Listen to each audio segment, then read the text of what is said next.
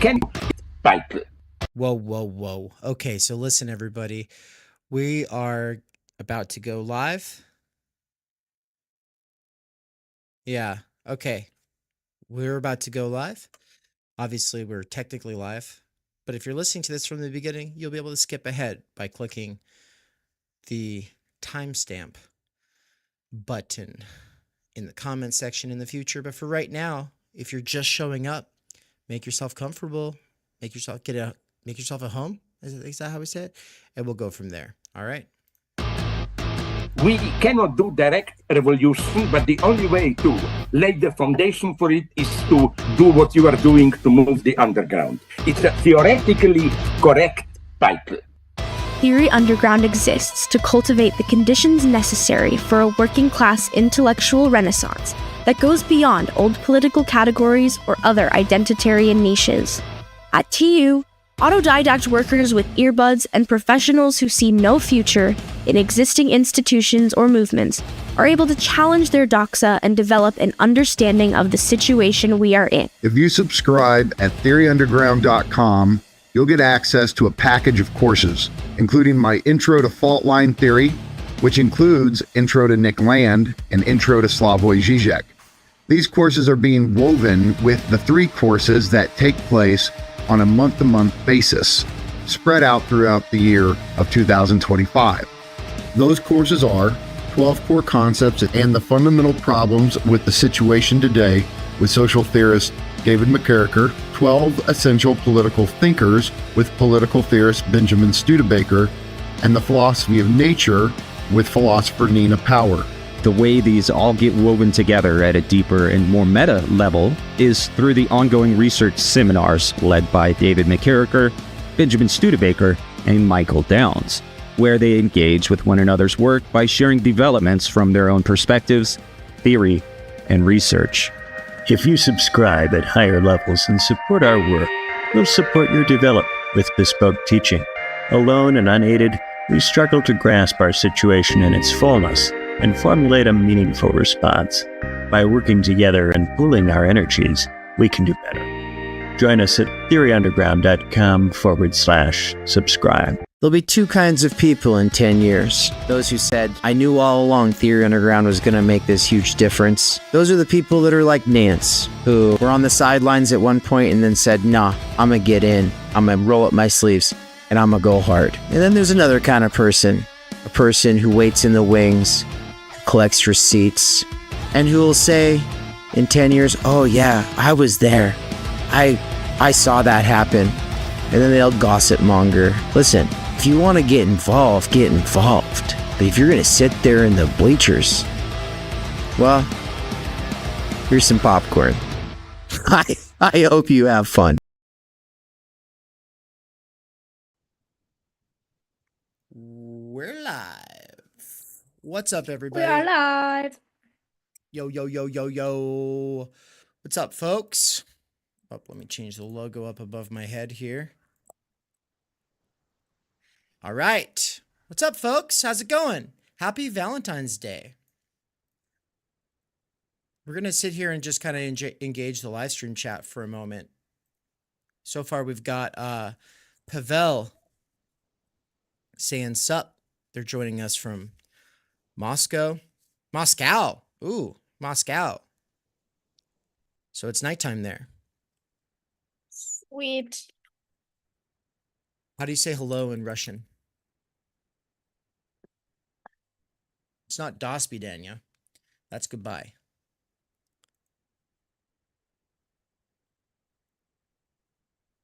Hello? Can you hear me? Hello. Me? Oh yeah, sorry, my computer is lagging out. Oh, okay. I asked, how do you say hello in Russian? Oh, I don't know. I don't speak Russian. Add that to the list of languages to know. Yeah. Thank you.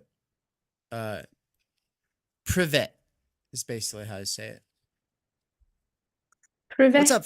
So we got two things here. One is a poll and the other one is a pinned comment. The poll is, it says clip. It's supposed to say, did you click the like button?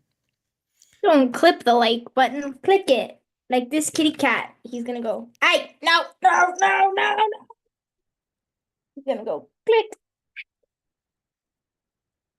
Did you click the like button? Yes. All about the hype algo. All about hyping the algo. Hype the algo. And then, no, I hate you guys. Yeah, there is, of course, potentially people who just are like Ebenezer Scrooge, but for Valentine's Day. They don't get it, and they don't appreciate this day because it's so heavily commercialized, or because they don't believe in love, or because it's making them feel awfully lonely today, which, of course, I've been there. I think a lot of us have been there. Single on Valentine's Day, not the best day, not the best mood, but you might be a courageous little soldier and you power on.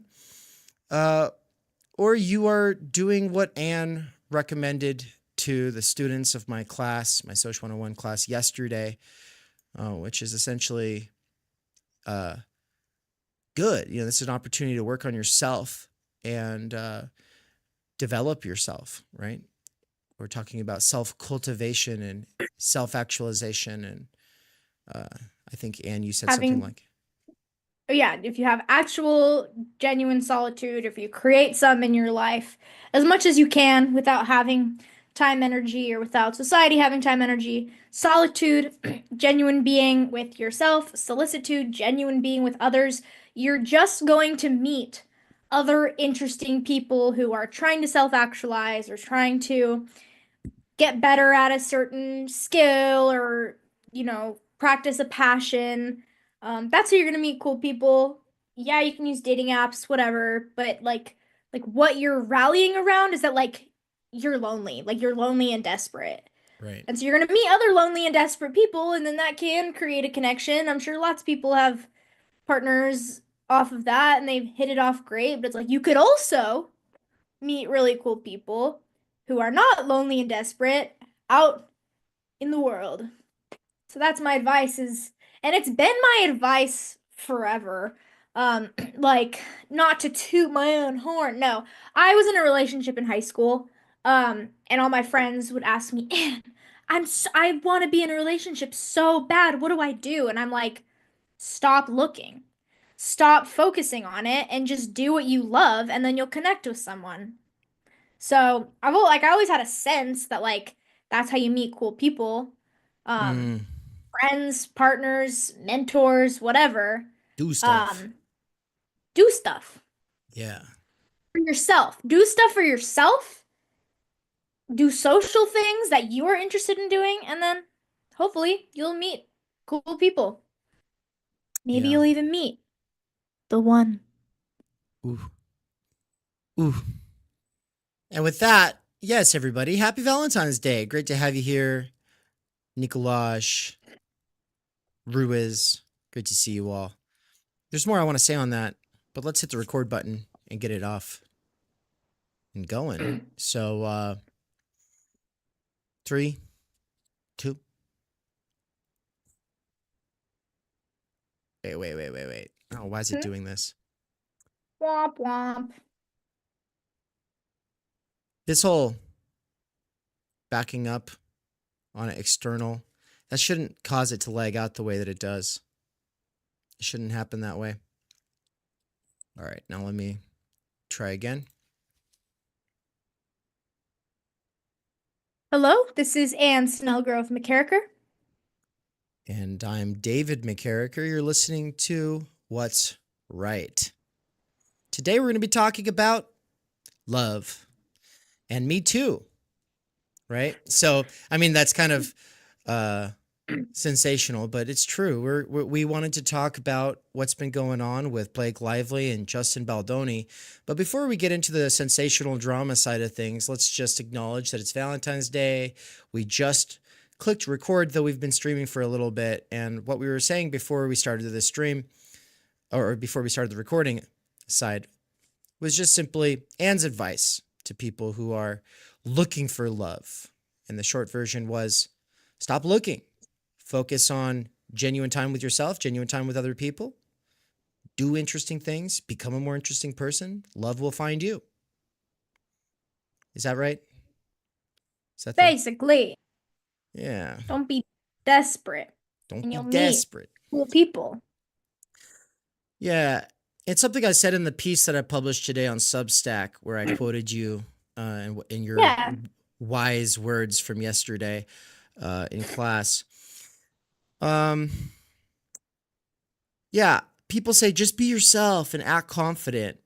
And I think that that's good advice if we know what it means.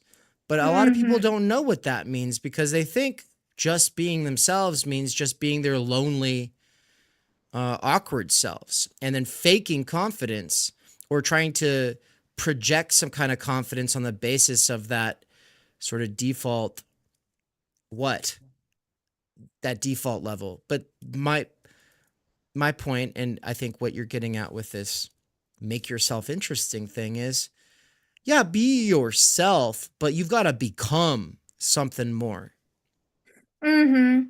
Yeah, and it's not just like, oh, I'm gonna go out to every social gathering to find the one. Like, yeah, Yeah. develop yourself, self-actualize. If there's an instrument you want to play, or a theater community that you want to get involved in, or a book reading group or something, like find existing organizations or make your own, go to meetup.com and like do things that are interesting to you. And if you're just focused on yourself in the sense that you're building your skills, you're doing what you want to do, and building an awesome life for yourself, then you're just bound to one, meet other people who are doing that. But you're not going to give up. Like, other people are going to be attracted to you because you're cool and interesting. Yeah. And don't join a society of desperate, lonely selves and then think that everything good will come from that. Surround yourself with people who are the opposite of those things. You know, thinking of society, like there's no such thing as society. There's only society of ... What is the common object? What is the unifying principle? What brings the people together? And the dating app, as you were saying, it brings together desperate, lonely selves who are in the mode of the medium. The mode of the mode of the medium is individualist tourism. So it's like one thing to be around non-lonely, desperate individualist tourists. It's another to be around desperate, lonely individualist tourists. And if you want to find them all, go to Tinder. Or even, you mentioned Meetup, go to the singles groups on Meetup. That would be another great way to find them. Just don't. Just stay away. Just find people who are doing stuff that is cutting edge and interesting, and the rest will follow.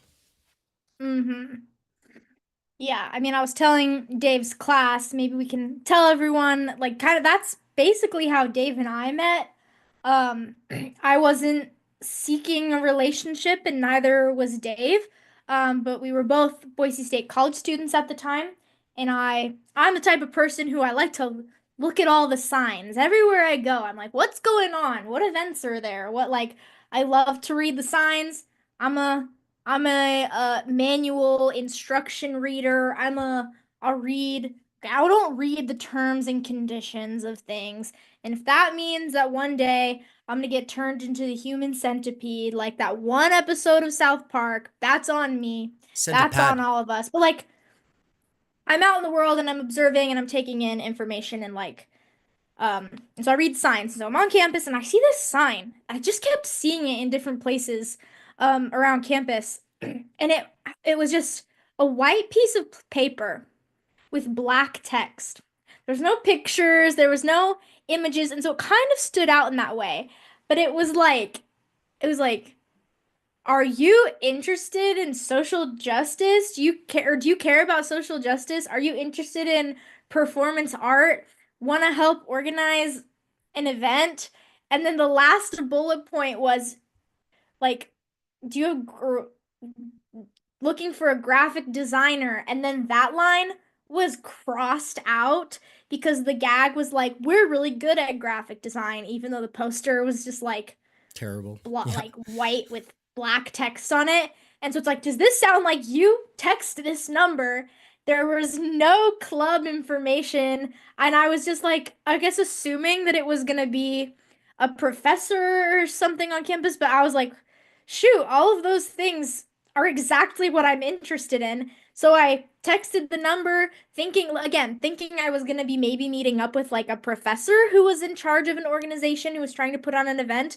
And then I ended up meeting with Dave and another friend who had all these crazy ideas, and they were in the process of organizing JPCon, the Jordan Peterson conference, in lieu of Intervention. a debate, or Mhm. intervention.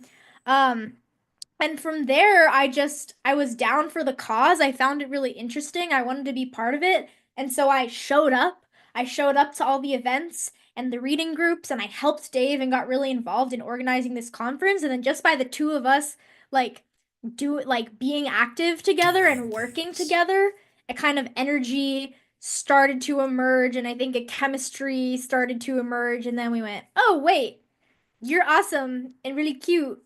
And the rest, folks, the rest is history. This is history. Or her story, as they say. It's our story. So there you go, everybody.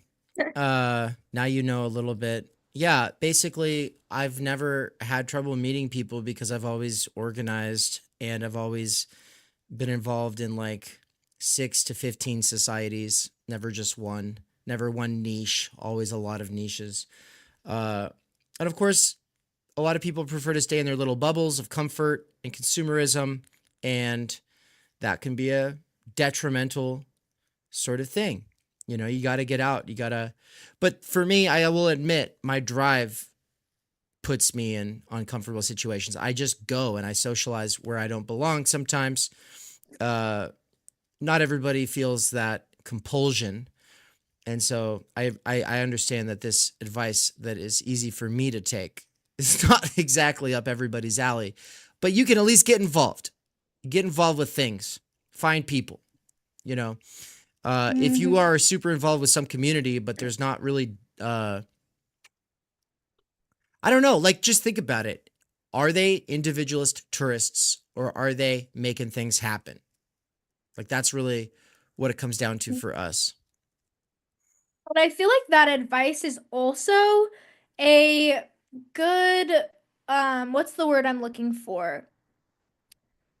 Like counteraction, or it's a fuck you to the attention economy. The word I want to say is not coming to me, but like the algorithms are designed to just keep us scrolling and scrolling and watching next all day long.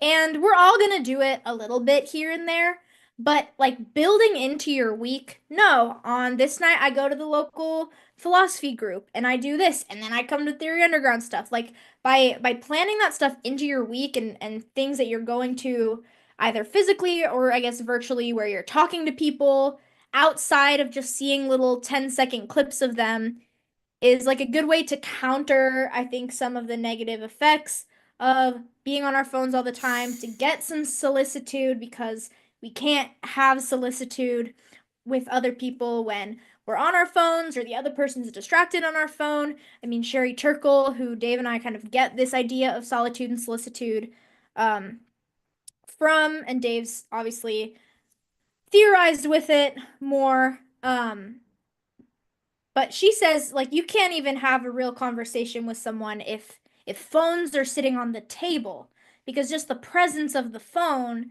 is going to distract, or the potential for distraction is going to keep the conversation at a surface level. So it's almost like a revolutionary act against the attention economy to say, no, I'm not going to spend my entire Saturday on YouTube and Netflix. You can do it a little, but I'm going to go to this, to that, to the other thing. I'm going to call my friend. I'm going to call my mom. I'm going to FaceTime my sister, whatever it may be. Not only is it a good way to meet people, to potentially meet partners, but just to like get into the real world a little bit. Yeah. we talk about it with solitude and solicitude, genuine being with self, genuine being with others, how these two things reinforce one another, are interdependent. When there's a breakdown of those two things, you end up in the vicious cycle between ambiguous idle chatter and non-committal curiosity, in the friction-free comfort zone of listless nothing. And what we're proposing is, if you are doom scrolling, you're actually kind of caught in the simulacrum of solitude and solicitude. You're seemingly in private and seemingly doing things as an individual removed from the society, but you get like part of that experience, but you also get part of the experience of society, of socializing. And neither one is solitude or solicitude, right? Like, so those two things are being sold to us, but they can't actually be commodified. We can get a sort of feeling like we're getting that. Everyone calls it dopamine because they're idiots and our society's full of morons, but it's not dopamine or serotonin or any chemicals, right? Like and it's not just these tech companies preying off of those chemicals. No, we're social creatures, social animals, and we also need solitude. We have to be able to achieve that distance from others to be able to collect ourselves and reflect on our lives and develop our empathy and our creativity and sense of self, what you have to offer. And you're not going to get that. You're not going to get that. Doom scrolling, obviously. Of course, a lot of these communities where you could meet up with people and do stuff, all they require is that you show up, which is this individualist tourist thing. And then you're not really off your phone. You think you're off your phone, but everybody's acting in this little tit for tat exchangeable way. So, how to break out of that. That's one of the projects here. Maybe at the end, I'll give advice as to why philosophy and theory is not the right way. So let me just make a little reminder here. No philosophy club. That will not help you. It will only make you repulsive to most people, especially women. There are other ways to meet women. And I'm not saying that you should get involved with everything to meet women. I'm just saying becoming more niche might not be the way. And that will be my little plug for the Agora. And we'll talk about the Agora at the end of this episode. But now I'd like to get a figurative drum roll going for Anne, who's going to loop us in on some drama involving some people I don't even know, or at least I didn't really know their names. I knew one of their faces, Baldoni, but I didn't really know about these people. So Anne, what is going on, and how does this implicate Ryan Reynolds? Yes, Ryan Reynolds, for those who live in the United States, he is the owner of Mint Mobile, Dave and my cell phone provider. He's Deadpool, and he is kind of implicated in a 2024-2025 big ol' MeToo scandal / lawsuit that when I kind of first, excuse me, heard about everything that was going on just through kind of listening to my little junk guilty pleasure YouTube videos that I listen to from time to time, and just being aware of kind of what's been going on culturally. When I saw everything that was going on, I compared it to the incident however many years ago with actor Jussie Smollett, where he claimed to be victim of a hate crime and he went around the media saying I was the victim of racism, and then it turns out it was fake. And so the reason this is similar, and I think the reason it's interesting to talk about in this context, not just to be like, oh, we're talking about the current drama and the trends, but like the response to it now is I don't know, maybe I want to say different than reactions to like Me Too allegations used to be, or to Jussie Smollett's incident, which I don't really remember like the public reaction to that as much. I wasn't really paying attention. I can say a couple but things about that later. Yeah. yeah, but right now people are basically calling this out and saying this is some like anti-man fake bullshit. So basically what happened, to give kind of a summary of events, um, there's this author named Colleen Hoover, and she writes like, I don't know, I want to call it like throwaway romance novels. Not my thing. Some people read them, but she writes these romance novels. And so there's this book. It's called It Ends With Us, and it is about a woman and her partner. Should I? And I'll pull up the shared screen while you talk, and I'll kind of just show images. So I'll start with yeah, It that'd Ends be With awesome. Us. Yeah. It's a book about domestic abuse. The characters in this story, the woman, and her partner, Ryle, I think is his name. Lily and Ryle. Ryle physically abuses her, and the book It Ends With Us. Like her own parents, her own mother was abused by her father. It's like a very real issue that happens. And so the book was it's romance in the sense that there's like this former fling that she had who is like trying to help her out of the situation. But the book is to kind of raise awareness about domestic violence. So Justin Baldoni, who plays Ryle, who plays this character, this abusive character in the movie, when he first read the book, however many years ago, he instantly was like, I want to make a movie. I want to make this into a movie. Now, something to note here about Justin Baldoni is that he is kind of an outspoken, like, activist in regards to men's mental health and masculinity and feminism tangentially, from what I've kind of picked up and researched about him. Dave, if you go to YouTube and search Justin Baldoni TED Talk, there's probably like one of the shorts is the first thing we should show to give people a sense of, outside of being an actor and, creating films and starring in hit TV series, Jane the Virgin, which Dave and I watched a few years ago, and we're kind of annoyed by the whole plot of the show. And he was in that show.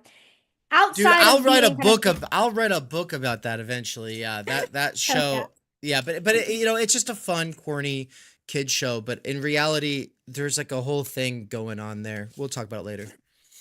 But anyways, outside of that, he's kind of known for being this activist and talking about masculinity. And so Dave's gonna show this clip, the reel, that first short, is kind of his message.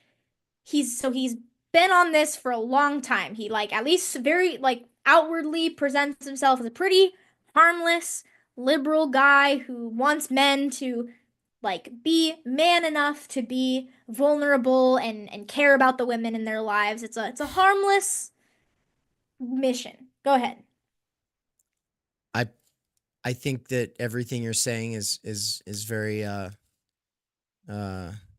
it's almost like you're okay. I don't think it's a harmless mission, but let's keep going. That you feel make you a man.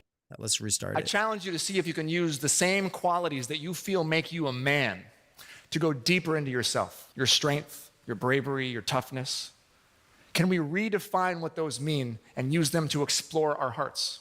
Are you brave enough to be vulnerable, to reach out to another man when you need help, to dive headfirst into your shame? Are you strong enough to be sensitive, to cry whether you are hurting or you're happy, even if it makes you look weak? Are you confident enough to listen to the women in your life, to hear their ideas and their solutions, to hold their anguish and actually believe them, even if what they're saying is against you? And will you be man enough to stand up to other men when you hear locker room talk, when you hear stories of sexual harassment, when you hear your boys talking about grabbing ass or getting her drunk? Will you actually stand up and do something? I challenge you to. There you go. So, yeah. So that's his message. He's written books about it. I just recently listened to an interview that he did very, very recently, and he said something along the lines of like how he doesn't like the term toxic masculinity because he doesn't think there is anything inherently toxic about masculine qualities. He's critical of certain like anti-male narratives, and so he was being asked about like playing this character who's abusive. He's like, now, obviously, I don't condone any actions of violence against a partner, but he's like, but I wanted to really humanize this character and not just play him in a caricature, oh, he's just a bad, bad man. Like, he's complicated. And he's also hurting, and he also has his own struggles that he needs to overcome. He's not a lost cause, even though, like, within this story, he was, you know, the bad guy and was hurting his partner, Lily, who was played by Blake Lively. Blake Lively was in, I think, Gossip Girl. And I don't really know what else she does, to be perfectly honest. All I know is that Blake Lively um is married to Ryan Reynolds. Okay. She's been in some shows, she's been in some movies, but she's married to Ryan Reynolds. And Ryan Reynolds, Mint Mobile, gem of an actor, Deadpool, probably more famously. Um, and so that's kind of these people in this story, Justin Baldoni and Blake Lively co-starring in It Ends With Us. And so the kind of timeline of events that have happened here is that Justin Baldoni reads the book. He says, I want to make a movie of this. So he is producer, director, star.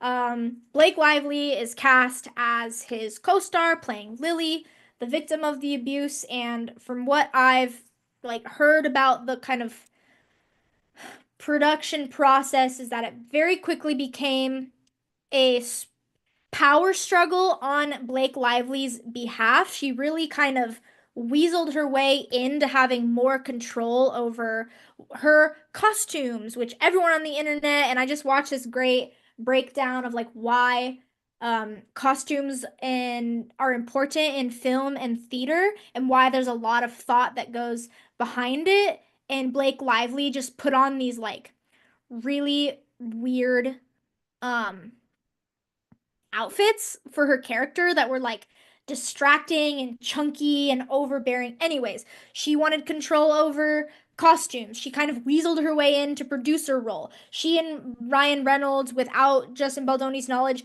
went home and were like rewriting scenes of the script.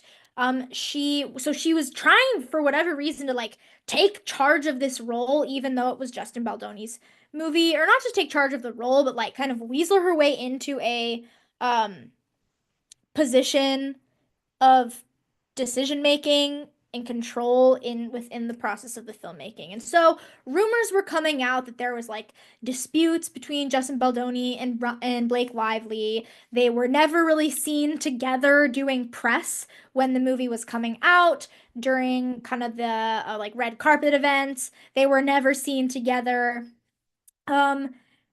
And at the time the movie was coming out and the press was happening, people were starting to notice the difference in the messaging and like the way that Blake Lively versus Justin Baldoni were approaching the press aspects and promoting this movie. And Justin Baldoni, like seemingly very in line with the character and the message that he spreads, he was focusing mostly on the message of the film and talking about domestic violence, and you know, getting help and how you can overcome it, and was cared a lot about like the message of the movie.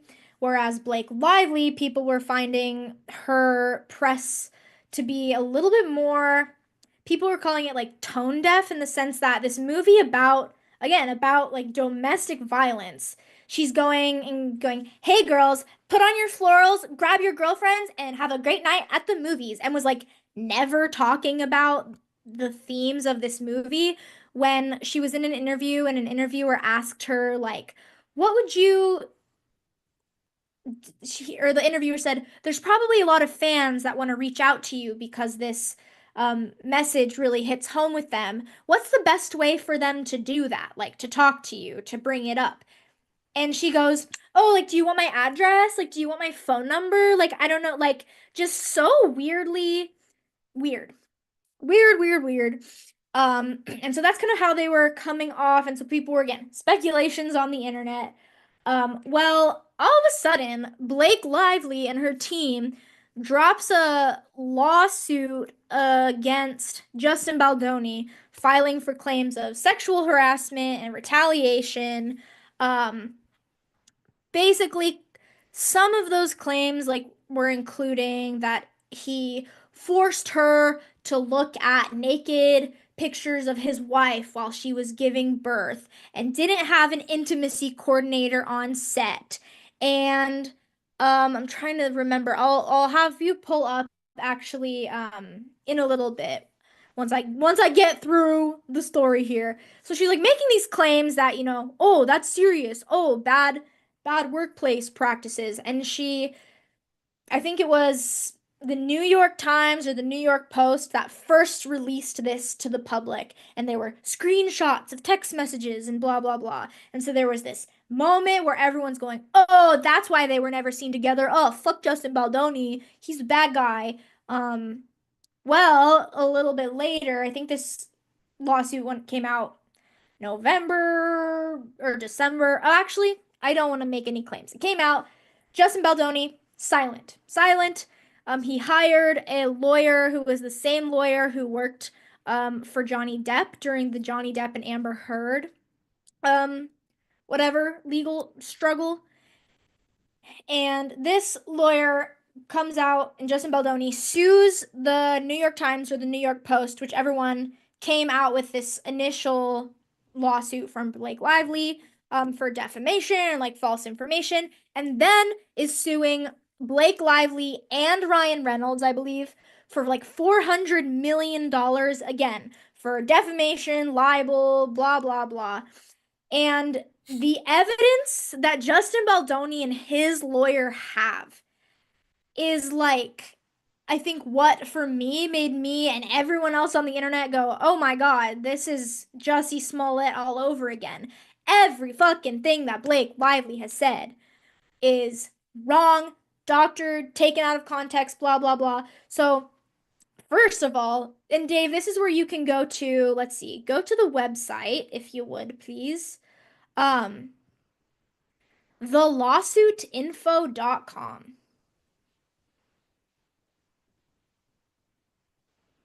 Okay, so there's just literally a website. Click on the timeline of relevant events. And Justin Baldoni and his team have released a, Oh my God. 168-page document from beginning to end with full screenshots of all the text messages that Blake Lively's team posted Oh my out of God. context. Beast mode. Oh my God. This 100-page document, it just goes on forever. Holy shit.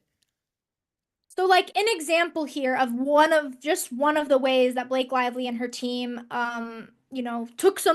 shared something out of context is by saying, oh, there wasn't an intimacy coordinator on set.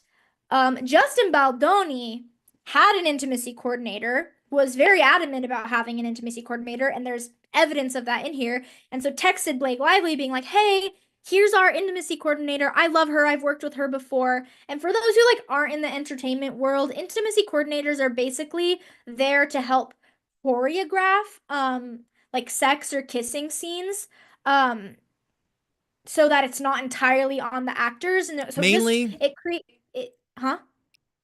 mainly intimacy coordinators mainly exist because of the movie The Room.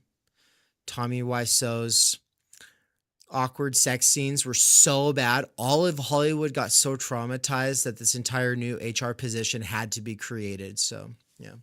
Yeah, it is partly, I think, like a law, HR kind of trying to avoid potential lawsuits or whatever, but it also treats those intimacy scenes more like they are choreography in the same way that you would have a fight coordinator. If you had a fake fight scene, you wouldn't just send the actors into a room and say, okay, like choreograph a sword fight. So you have so it's for those reasons. And so Baldoni, yeah, I just hired an intimacy coordinator who I love. We'll set up a meeting. And Blake Lively's like, I feel good. I can meet with her when we start. Thank you, go. Thank you, though. And so Justin like sent to his team like okay, she doesn't want to meet with the intimacy coordinator right now. So he ended up going to these meetings with the coordinator and wrote down like these extensive notes and then went to Blake Lively and shared these extensive notes. And when you're talking about choreographing a sex scene, you're gonna use like the language around that. And so her claim that, oh, he was talking all like vulgarly about sex and trying to share all these details with me. It's like he was telling you what the intimacy coordinator said that you didn't want to go meet. The other one that was, oh, she had made a claim that he burst into her dressing room and she was breastfeeding her baby. There's literal text where she's like, hey, want to read lines? I'm breastfeeding, but it's fine. You can come on in. So, like, again, lie. And what was the other one that I said? Oh, he shared all these videos of his naked wife when she was giving birth. And it's like he showed either one picture or one video of her giving birth that had it wasn't exposing anything because her character in the film gives birth. And I think she either whether she wanted to see it or he was going, oh, here's something helpful for your character. Yeah, Dave's pulling up these um like in the document just showing like this is the image, this is the quote unquote sexually explicit images of his wife Oh that my she was being fucking shown. god, dude. This is like a slightly separate issue, and I'll just say it as a quick aside, but kind of similar to our last episode where we were talking about like birth and death being sacred and all that, right? It's like people have lost what's sacred about birth and death so much that somebody's looking at this and thinking this is sexually explicit. Look at that fucking photo, guys. That is not sexually explicit. For the people only listening via Spotify in the future, and could you explain? It's like about as far away from pornographic as possible. Yeah, this is like along the same people who have problems with women like breastfeeding because they're like, ooh, boobies. It's like, okay, get your head out of your ass. But anyways, the image is like very, very dark lighting, and it's just about they're in a like birthing pool, like a little inflatable pool for someone who wants to have a water birth. And it's again, it's so dark that you can barely see faces or bodies, but it's Justin Baldoni like holding his wife, his wife, excuse me, is in his arms. They're submerged under the water, and this precious newborn baby is on her chest. And that's the pornographic, perverse images that Justin Baldoni forced upon her. It's So so it's like, hot. It's so hot. Probably the hottest photos I've ever seen. and Yeah. so I haven't read the whole document. I haven't looked at every single he said, she said, what the allegations are. But like time after time, it is just every single thing is being disproved in the evidence that Justin Baldoni's team has. On top of that, images, and behind the scenes footage is coming out, is being released, of the way that Baldoni and Blake Lively like were interacting on the set. And so you can see she's like accusing, oh, Baldoni kept grabbing me and trying to kiss me, when it's like the opposite. Like she was showing him how he should grab her and pull her in for a kiss. She was instigating that. Um, he released his team like released this 6-minute voice message that he had sent her one night after she sent him a message, and he was basically just like apologizing for stuff and talking about how he's excited. So it's like evidence, evidence, evidence, just disproving this kind of picture and narrative that Blake Lively's team has tried to paint. Ryan Reynolds is implicated because he was helping write or rewrite the script and try to take ownership. Some of the, I think, accusations from Baldoni's team are that like Ryan Reynolds and Blake Lively one day like invited them over, and like Taylor Swift was there, and they were just like being terrible to him, and yelling at him and whatever. So the information's out here if you want the specifics. I just was showing some of the, or talking about like some of the instances in which the story that Blake Lively's team was trying to paint is debunked just simply by evidence alone. Now we'll bring it back around to, and Dave, this is where you can talk about, because you had said earlier, like I said, oh, his message, his project is harmless. And you said you don't think so. So we can talk about that. But I brought that up because, like, I think there is something to take seriously about someone's character. And we, like, with celebrities, we can't say we know their character. But Justin, that little clip of the TED Talk we showed was from 7 years ago. And just in the last week, he went on a podcast sharing the same message. Like, he's cool, calm, and collected. He personally hasn't said anything publicly, like when the first lawsuits came out. And so just on like it's like, okay, if we believe Justin Baldoni and take him seriously, that he cares a lot about feminism and believing women and being, a man that doesn't hurt women, that uses their masculinity to treat everyone well and be kind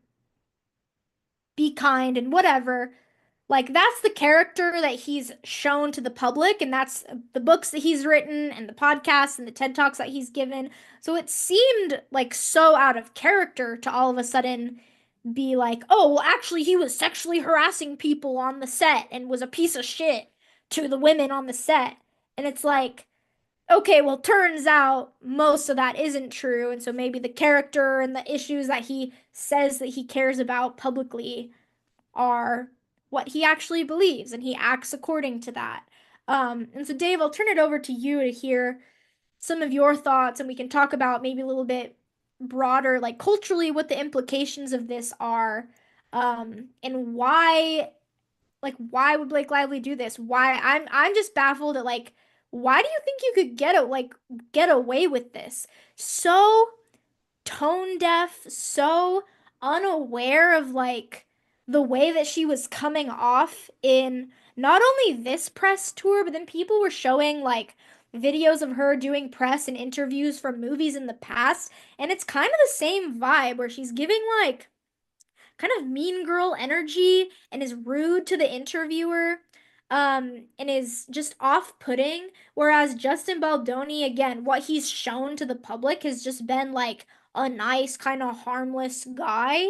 And so yeah, I'll turn over to you, Dave, to talk about it a little bit, but I just am wondering, like, are celebrities just so out of touch, or are they so kind of captured by like the idea of Me Too and what it once was, and kind of these liberal politics, that they're like, oh, this will work. Oh, this will work. And this will put everyone on Blake Lively's side. And it's like, dude, we're so past that. And the internet is so powerful, like, to prove all of this wrong. So anyways, turn it over to you. Well, first of all, thank you for the in-depth.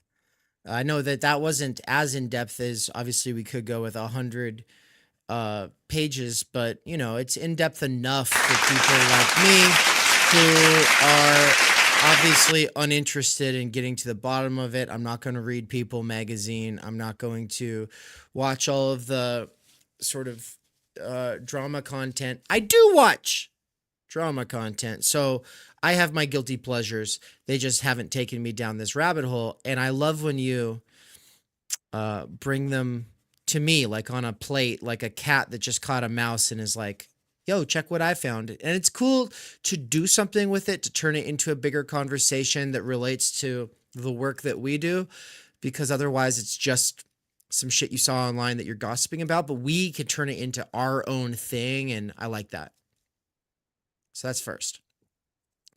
Parsons in the chat said, not my Deadpool. Oh no, something along those lines, right? Oh no, not my guy. Say it isn't so. Well, I'm saying not my Mint Mobile. I love my Mint Mobile. Yeah, we love our Mint Mobile. We really do. So look, Ryan Reynolds, I think to me, it really is easy to separate the art from the artist, but also like, we're not talking about art and we're not talking about artists. We're talking about Deadpool, and we're talking about like the biggest corporation for entertainment in the world.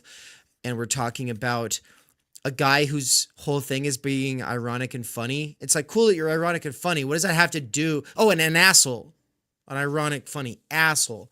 So it's like, cool. And I know Mikey's like the number one Deadpool guy that I know in the world. You know, like he is the number one Deadpool guy. And one of these days we'll get Mikey on stream and we'll talk about Deadpool, and it's going to be a lot of fun. But yeah, right here I have a highlighted snippet from July 15th, 2024. Wayfarer is informed that Reynolds contacted Baldoni's personal agent at WME during the call. And I know about WME because they've tried to copyright strike shit I did before under fair use, assholes. Anyway, during the call, Reynolds escalates his attack on Baldoni's character, calling him a deranged predator. But here's what I would say. I've dated people or been in committed relationships with people in the past who turned out to have bad character and kind of game people's sympathies and go to any sort of reach in order to control situations, right? And so if Reynolds kind of got swept along in the draft of this thing because he believes his wife, I would just say, I understand that. But also, if he's like white knighting on behalf of a lying creep, come on, Ryan, cut it out, man. But with that said, also, what if Baldoni's lawyer puts together this 100-page document and it's very convincing, but it's also doctored? Oh, well, maybe Baldoni's actually bad and Lively's good. Well, okay, maybe they're all bad. I don't care so much about that. That's not really what matters to me. And for the person who was like, good thing there'll be like real court proceedings and all this. Let me read it. They said, glad we have rigorous court proceedings because, whew, this feels very motivated to believe Baldoni.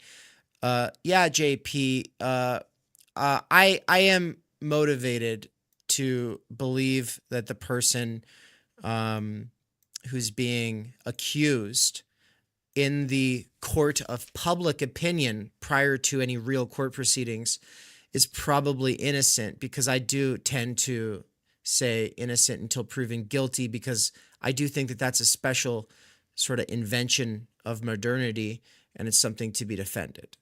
I don't know if you have anything on that, Anne, before I go on into all the other stuff. But yeah, you're the one who's so motivated to believe Baldoni, it seems. So I'll let you address that. Yeah.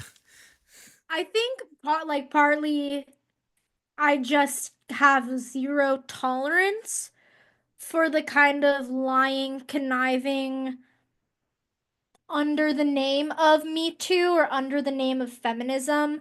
Like when things are blown out of proportions, and it's the same, I feel the same way when like someone gets called a white supremacist or there's a white supremacist dog whistle when they say something that has nothing to do with white supremacy.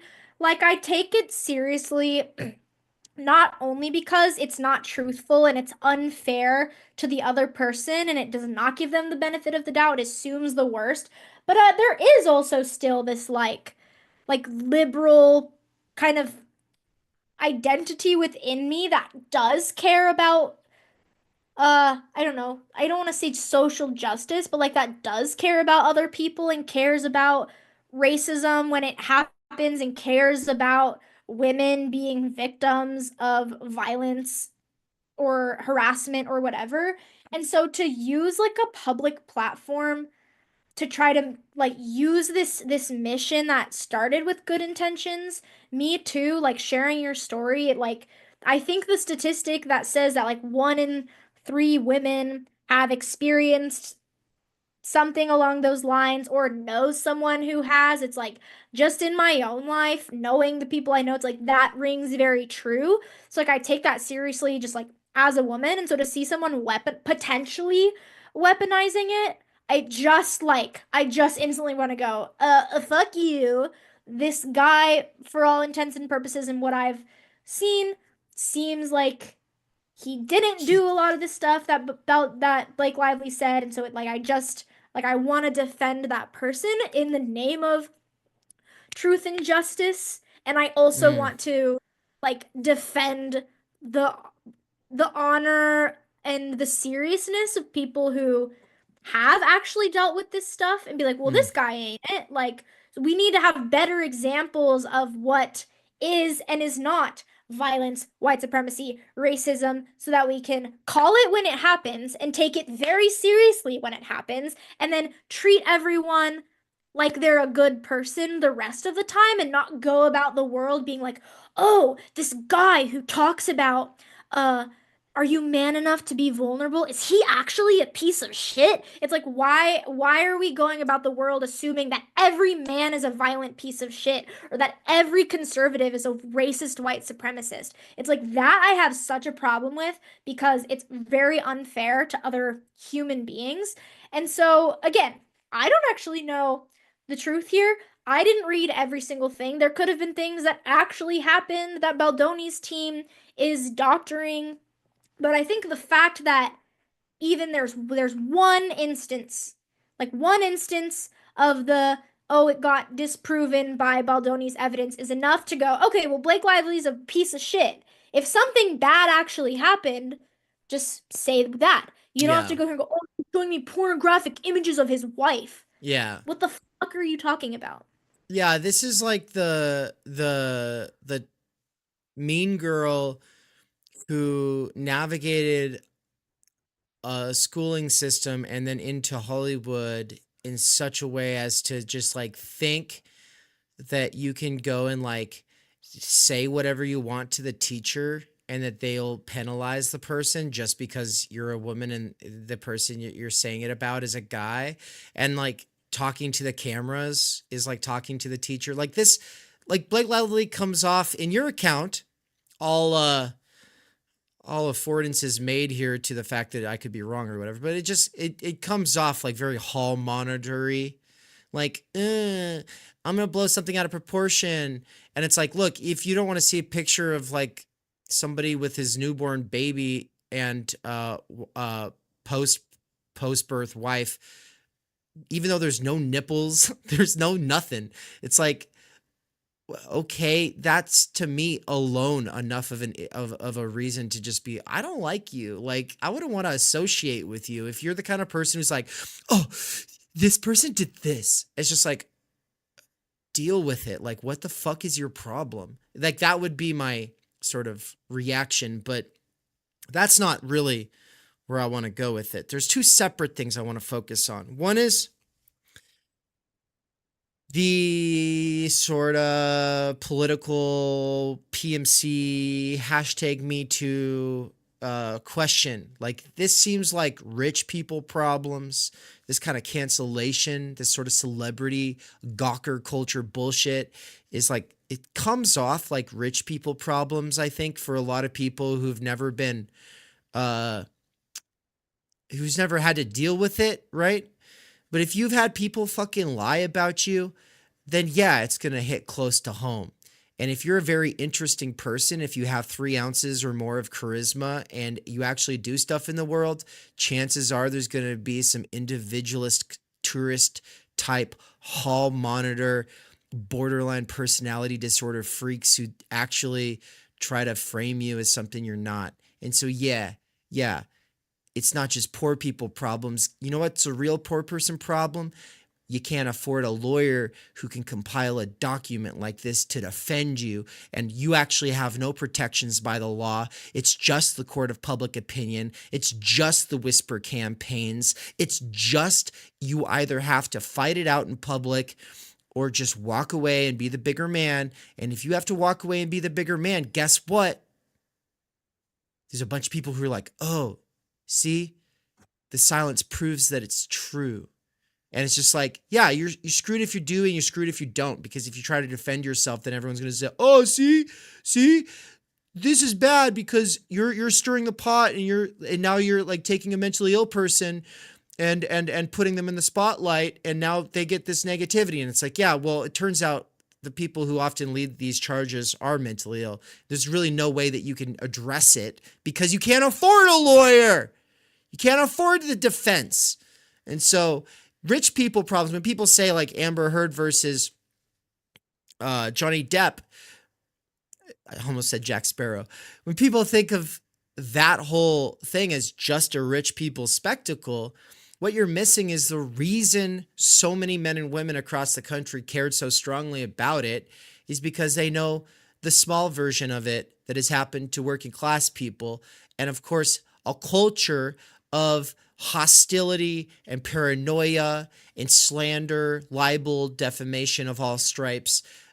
Yeah, that keeps people up at night. That keeps people upset. And everybody I know knows somebody who was implicated in the MeToo stuff. Everybody I know knows people who were legitimately MeTooing and people who were illegitimately MeTooing. But of course, the left, especially activists, they've tended to want to wash their hands of it and act like, well, if there was some people who got hurt who shouldn't have been hurt, well, then that's just, you got to break some eggs to make an omelet. And it's casualties of war, and the net benefit was so positive, and it's like you can't fucking measure that shit. You know what really happened was the left got so discredited, it'll probably keep losing for another 50 years. What the fuck you talking about? Oh yeah, well, it's a guy crack some eggs to make. Oh, you don't fucking know a goddamn thing about baking a cake, making an omelet, or social change. Because when you discredit yourself and your movement, there are repercussions for decades. And personally, I would rather have Trump for 1,000 years than people in power who want to just say, we should just believe women wholesale. Oh, okay, cool. Keep losing. I'm so happy you're losing. Guys, I have a confession. Dave poops Skittles, and I'm a woman, so you literally have to believe what I say. It's true. They taste just like Skittles, I promise. That's disgusting, actually. Why did you say that? Why did you say that? I expose your secret. Yeah, the discrediting, I just want to like add to that. And yeah, people are acting like, how could everyone vote for Trump? Oh my gosh, if you voted for Trump, you're literally the worst person ever. Oh my God. And it's like, okay, first of all, half the country didn't vote. Trump didn't get any more votes this time around than last when time, he right? won 2016. But I just recently saw, and Dave, maybe you could actually pull it up on Instagram, that video that I sent you. Quick It aside, was just to say, yeah. Quick aside. Mhm. The reason it's worth repeating what you just said, more people did not vote for Trump this time. I want to emphasize that for the people who think that Musk is correct and that Trump is operating with like the greatest mandate from the people in the history of the world or whatever. That's not true. All we have as a mandate is one of Bartleby politics. We have a massive distrust and hatred of Democrats. All Democrats have done is lose the trust and legitimacy that they had some semblance of in the past. And there's been a walkout off the plantation. That doesn't mean everyone went to vote for Trump. It just means a lot of people didn't vote. People who would have voted in the past didn't vote. What that means is Democrats actually have to try to do something to build back trust. They actually have to do something to win back legitimacy and popularity. And if the Democrats in my lives are any indication, if mainstream media is any indication, they're not going to do that anytime soon. So buckle in, folks. Buckle up for the ride. It's not going to end anytime soon. They are not changing their ways, not one iota.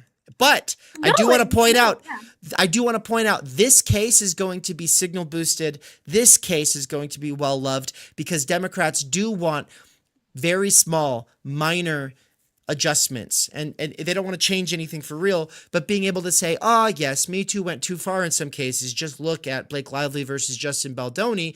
Oh, see, we can admit that. So yes, we're making progress. We can expect that they'll want to harness this as a good instance to wash their hands of all the damage that they did with Me Too. by taking it too far and by mainstreaming the idea that you should just believe women. They'll try to use this to be like, yes, well, see, I can do self-criticism. But the thing is it's very convenient. This case, because Baldoni is like this outspoken advocate, because Baldoni is kind of playing his hand in a way that they think he should do it. And so, of course, they'll uplift this. But at the end of the day, like, I think what we need to really highlight is that regular working class people don't get any protection under the law. The overwhelming majority of people in this country who do not vote also have no protection under the law. We are not represented, and we're sick and fucking tired of people acting like we are. Mm-hmm. Okay, you were going to say, sorry, I kind of. No, you're good. You were on a roll. You were on fire. And whatever I was going to say doesn't quite matter. I think the main point is that this behavior that is ruining other people's lives. Justin Baldoni, he's a rich celebrity. He's ultimately going to be fine. He's probably going to sell a book out of this, get a bunch of movies, but he still like lost a couple jobs. He got an award taken away from him when the lawsuit first came out. It's ruining other people's lives. It's demonizing other people, and it's just navigating the world in this very, very untrusting way that just doesn't seem to reflect reality.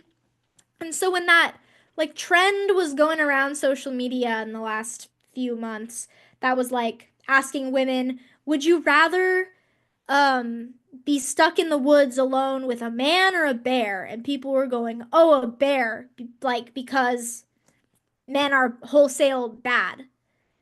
That attitude, or the attitude that, oh yeah, all conservatives are just racist pieces of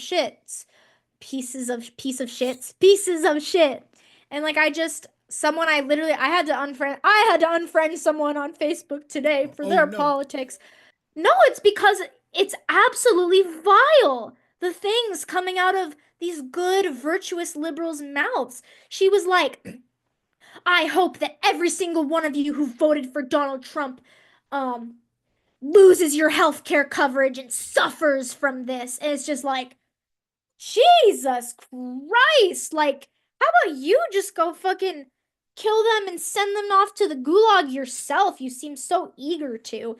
Like, it's this way of living in society and viewing other people and being skeptical and distrusting of other people and reading bad intentions into people.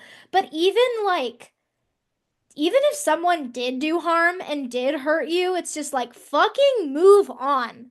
Fucking talk to your friends, talk to your parents, talk to your therapist. Like, leave them alone and let karma take care of them, or let them grow and move on from mistakes that they've made. Like this idea that, oh, someone did something bad, so now we have to publicly shame them and publicly ruin their life forever.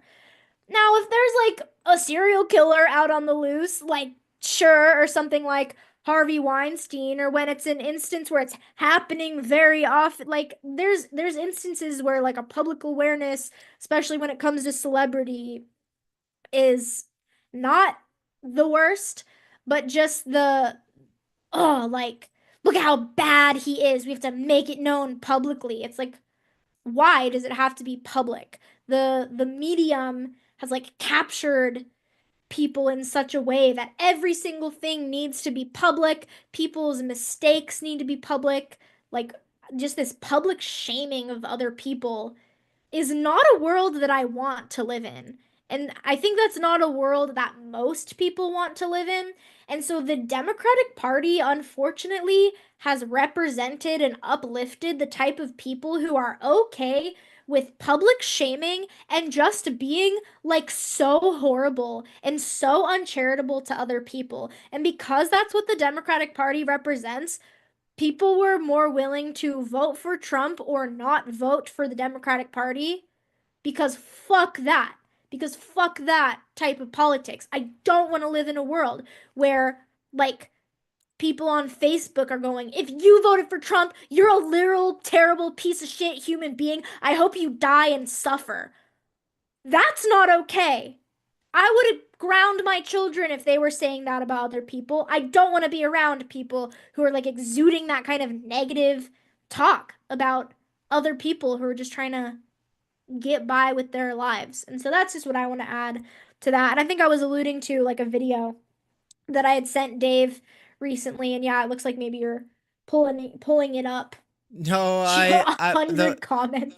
Yeah, no, my shit's blowing up right now because something went viral, and that's why I pulled this up, is because the comment section here is like so 16,000 likes, 5,000 comments. 5,000 comments, and these people are on this. Oh, it's just they all sound so the same.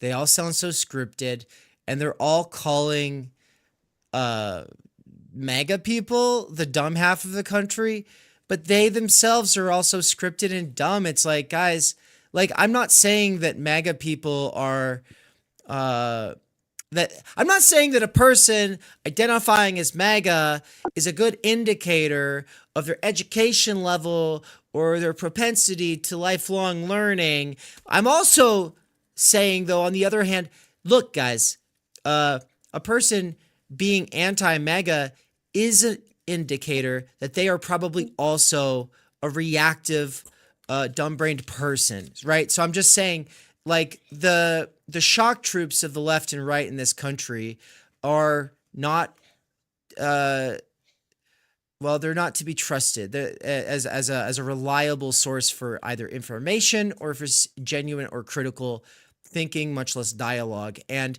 this freaking reel, man, it went very viral, but we can come back to it. And what did you want me to pull up here? Sorry, I just got done like choking on kombucha.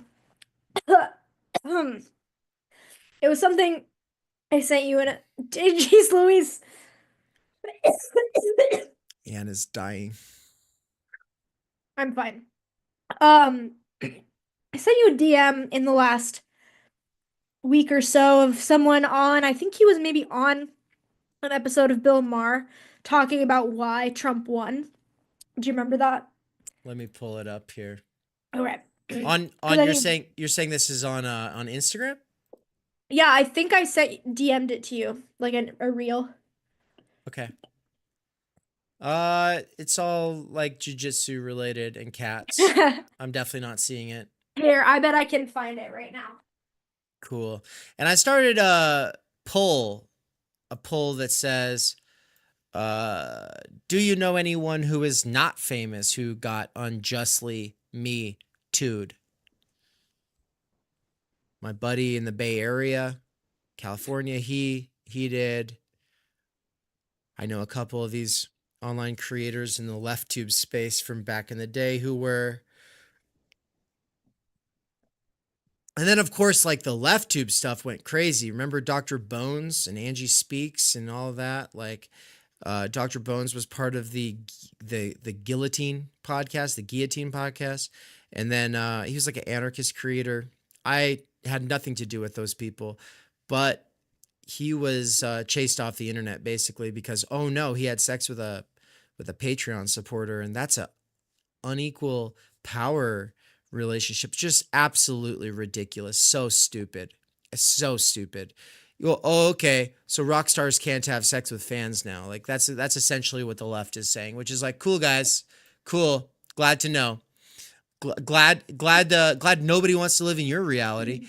But anyway, you sent it to me? I just sent it to you. Yeah. All right. Perfect.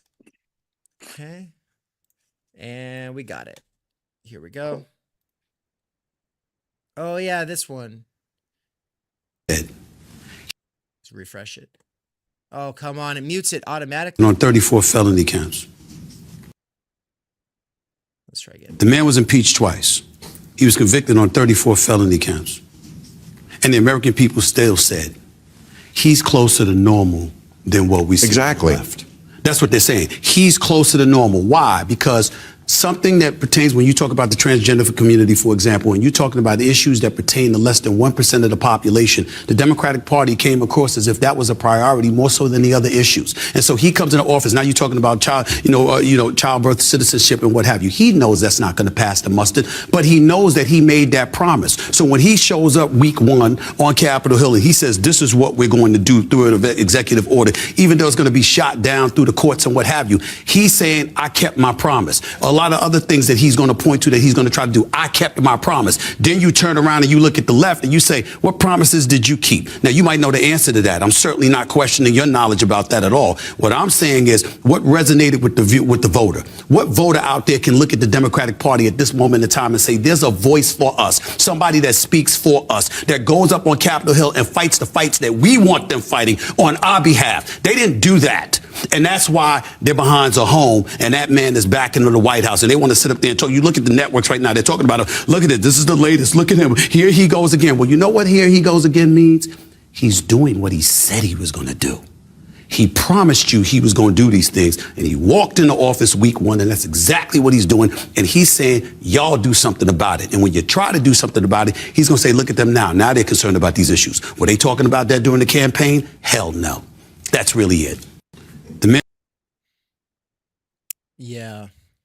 Yeah.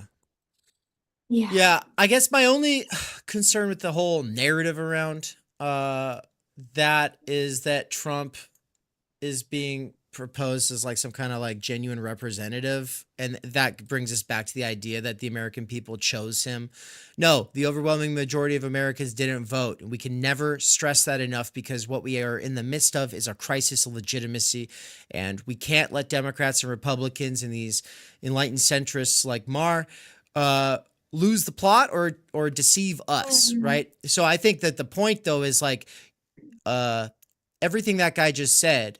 By the way, who the hell is that guy? But whatever he just said, I 100% endorse that as a defense of normie Trump voters, like normie Trump voters, not like the deranged lunatics who tend to get the airtime, but like normie Trump voters. Of course, what that guy just said is a good defense of them, but also it does go an extra step where it sets us up to think Trump's actually representative of people, or that people want to go back to normal, which is another weird framing device he used. For sure. I think the points, I just wanted to show that because of the idea that like our options were shit and shit, like Trump and Democratic Party, Kamala, Biden, whatever. And his point was like people were not interested in voting for Kamala or Biden or whomever because they're so out of touch with reality and what impacts normal people that like Trump was for some people a better option, or not voting to defeat Trump in the same way that in 2020 people were like, we have to not have Trump again. People were like, nah, I will not vote for that because that is so absurd. That being the Democratic Party, and the part where he said Trump's gonna do all this stuff, he's gonna do what he said he was gonna do, and then the Democrats are gonna go, oh no, we have to reverse this. And his point is like, why weren't you campaigning on that? Like US aid and health care. And like, I just read something that was, Trump's administration, they're cutting Medicaid budget by $880 million, which is basically the entire Medicaid budget. There was very little talk of healthcare this time around compared to 2016 and 2020. So like, oh no, we pulled out Medicaid or whatever. Healthcare. Okay, well, y'all weren't talking about it during the campaign. No, so Kamala like, that's said nothing would change. Kamala said nothing would change. She was given an opportunity to say what would be different under her as opposed to Biden. She said nothing would change. So, no. Not only did she swoop in during Bernie's second run and act like she was for Medicare for all, but she's also walked that back, and then she said nothing would change from Biden to her. So, no, like she had a perfect opportunity to be a basic Democrat, and she couldn't even pull that off. And so it's just like, geez, guys, we don't need to be gaslit into thinking that that was a real alternative during a time of obvious turmoil. And it's obvious turmoil except for, I guess, her demographic that she's speaking to, these hyper blue privileged bubbles wherein everything just needs to go back to normal. And you know what? We are all so privileged. We just need to bring those who've been kept out of our little bubble of privilege into the center so that we can uplift them. And it's like, oh yeah, you're going to bring the overwhelming majority of people who haven't been voting because they fucking hate you and the other party into the center, and you're going to uplift them. You're going to uplift truckers and gas station workers. Hold on. Yeah, I'm not going to wait. I'm not going to wait for that. So, by the way, the guy's name is Stephen A. Smith. And if that was a sort of a dog whistle, I guess, or like kind of reverse. I don't really know. But the point is we let slip something, and that is that we are very ignorant about the world of sport ball.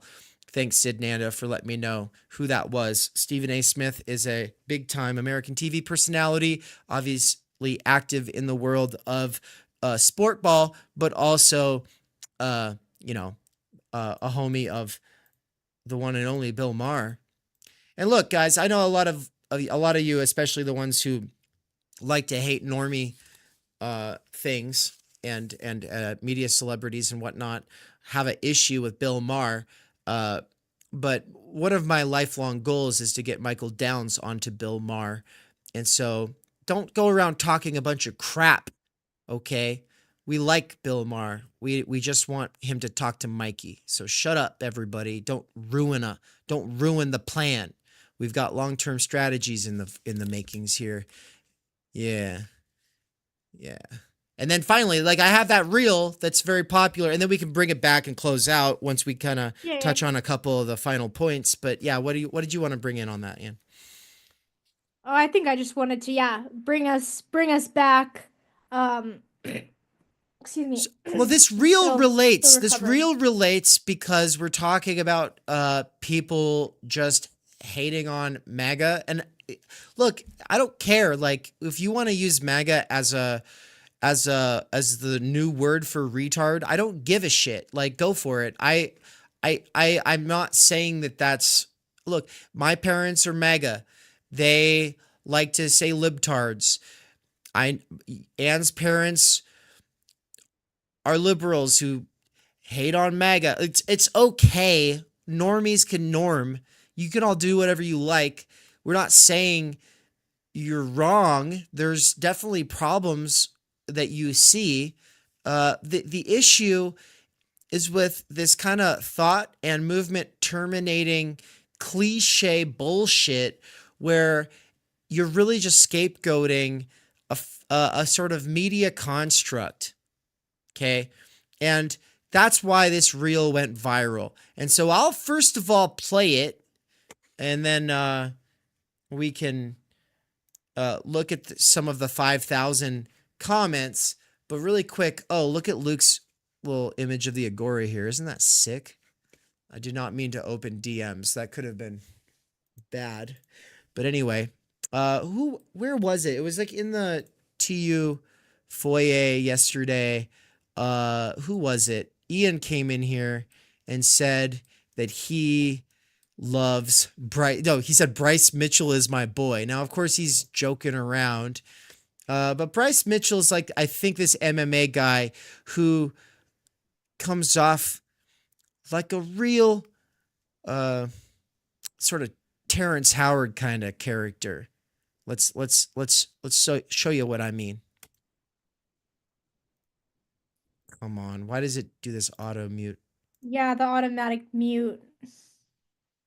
Newton. He invented gravity. He discovered gravity when he was 20. No, he's saying Isaac Newton. Because of the mute at the beginning, when I click into it, it might be a problem, but let's try again. Isaac Newton. He invented gravity. He discovered gravity when he was 23. Bullshit. The whole gravity thing is all bullshit. There's no such thing as gravity, guys. You know what people, this is the first thing people do, Scott, when I tell them gravity don't exist. They say, oh, yeah? What was that? What was that? You see that nanner? You see that nanner? For people with eyes off screen, he's holding up a banana and dropping it. I dropped the banana and it fell on the ground. Isaac Newton. Yeah, so Isaac Newton, Mitchell doesn't think Isaac Newton invented gravity after all. So obviously, you know, what we have here is a certified genius. He's one of these people who goes around talking about how he's doing his own research, which obviously I think everyone should do, but he's giving that a bad name, obviously, which is why I said that he's very like Terrence Howard. But I captioned it, and you could read the caption off for folks so that they know kind of how this was memed. Yeah.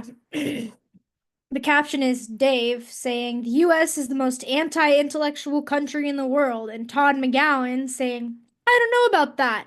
And then average Americans, and like the point being like that average Americans are this anti-intellectual. And obviously this is an extreme example, but like the point is like average Americans, for the most part, at least America as a country, is like pretty anti-intellectual, left and right. And so the comments, yeah, you can talk about kind of the comments. Well, okay, then I have 5,000 comments that are mostly like this. Let's just take turns reading one after the other, okay? So, why do I immediately know who he voted for? Which that comment itself has 12,000 likes and 267 replies. Oh my God. This next person said, I'm very surprised he's not in Trump's cabinet yet. This one says, is it weird that he went from talking like himself to doing an impression of himself? That's actually funny. I love how his sister and wife is giggling at the professor's comments. Actually, this weird little knee-jerk thing Democrats like to do for anybody who comes off as a non-city person, where you just, oh yeah, they're doing incest.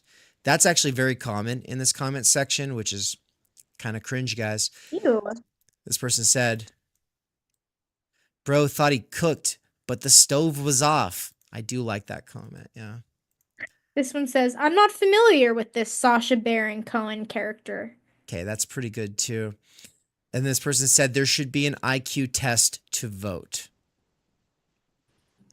And then this one is a GIF of Donald Trump doing the Donald Trump hand motion saying, I love the poorly educated. Yeah, which, by the way, Democrats could try a little harder maybe to actually love the poorly educated, which includes most of their voters, let's be honest. And then he said, this person says, he didn't invent it, he explained it. And then these last two are actually pretty similar. His mama discovered gravity when she dropped him on his head. And then this one, this guy is definitive proof of gravity, the way he was dropped on his head as a kid. Yeah, the other 5,000 of these comments, 5,205 at this point, which yesterday it was only 999 the last time I looked at it. Ah, jeez. I mean, this shit is just popping. I don't have notifications for Instagram on my phone, so I don't ever see this stuff. Sometimes my stuff goes like locally viral. I call like, because the thing is 16,000 is not viral, not really. I call it locally viral whenever it's like this. I mean, this is viral enough for me. Like, this is stupid. Like, no, of course I'm not going to look at the comments on this kind of thing, or like give it a skim and just go, oh, okay. So everybody's thinking, oh yeah, this guy's a good image of what the average MAGA person is like. But when I said average American, I'm sorry, average Americans are not Trump voters. They are also Biden voters. Average Americans think that you can turn your brain off and trust the experts, or turn your brain off and say that you don't trust the oh, I don't trust the experts, or oh, I trust the experts. And then that's the end of the story. Average Americans think they can just blame the other side, and that's the end of the story. So that's what I'm getting at. But how does this all tie back to what we're getting at with this drama? Bringing it all back around. For the folks who are just popping in right now, I know that there's a bunch of new people watching this right now. Well, we just covered this whole thing about Blake Lively and Ryan Reynolds doctoring evidence and framing Justin Baldoni as a bad guy. And Justin Baldoni seems like a harmless kind of guy, actually. He just goes and does TED Talks about how guys need to be vulnerable and it's okay to talk about your feelings. And so he's just doing the thing that any famous person who wants to be responsible with that fame does when they are left coding. Whether it's genuine or not, my issue with it is that it's very much like he is spewing banal platitudes that harness or only work off of the frames imposed by a left liberal progressive big other that can only accept a certain kind of male and is constantly driving home this idea that all the problems in the world come from a certain kind of male. And that certain kind of male is one who just didn't do enough therapy yet, right? If that certain kind of male could just learn to be more like how we imagine women are, then those certain kind of males would stop making everything bad for everyone else in the world. And then, of course, elections would go the way we want, and then everything would be solved. And what I'm here to say is that guys and guns and truckers and all of that kind of stuff is not going to go away when you keep acting like that's the problem. When in reality, this thing about where guys turn off and they don't get vulnerable with their wives, or they don't get vulnerable on your average day, they don't sit there and break down and cry, it's because they have to preoccupy themselves with necessary labor. And the majority of men who preoccupy themselves with manual labor, they are not competing with women because the majority of women are not competing to take on dangerous jobs that are necessary functions, but everybody looks down on you for doing them. And it actually requires a lot of effort to compartmentalize your soul so that you're able to go out and get the shit done. Not only do you have to go get the shit done in the workplace, but you also have to go and kill people if you're a soldier. And you have to become a soldier if you want to get out of the hood. All right? So this idea that people are just not being vulnerable enough, and we can talk about how society makes men think they have to act like they're tough guys. No, necessary labor makes it so the overwhelming majority of guys have to compartmentalize in this way. And that doesn't mean that they're not capable of opening up, but the tendency is when men get honest and express themselves, instantly people want them to stop. Instantly, the people who are just wanting them to be vulnerable say, oh no, now you need to go to anger management because you're being honest.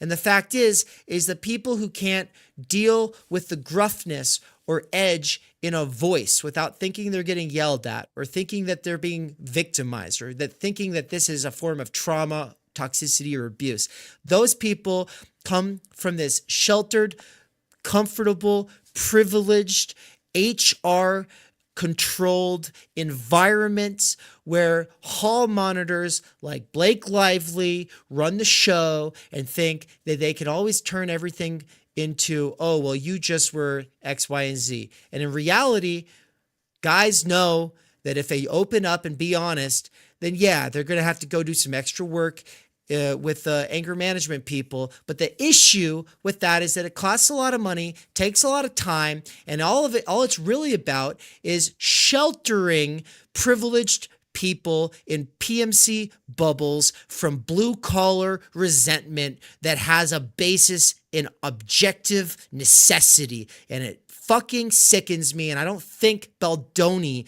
is out here talking about any of that. And so, no, I like him. I like this guy. I think he's a good guy. I think he's fine to be around. I think I'd bring him around. We'd all have a good time. But I would say, dude, you are missing the most important picture or part of the plot here. And then I would try to convey what the difference between mode of production, relations of production, and horizon of possibilities really is, so that I could try to show him that he lives in a bubble, and the horizon of possibilities he assumes that is normal and can be normalized is a very virtue hoarding kind of contextless sort of smooth space that is maintained by the Human Resources Department.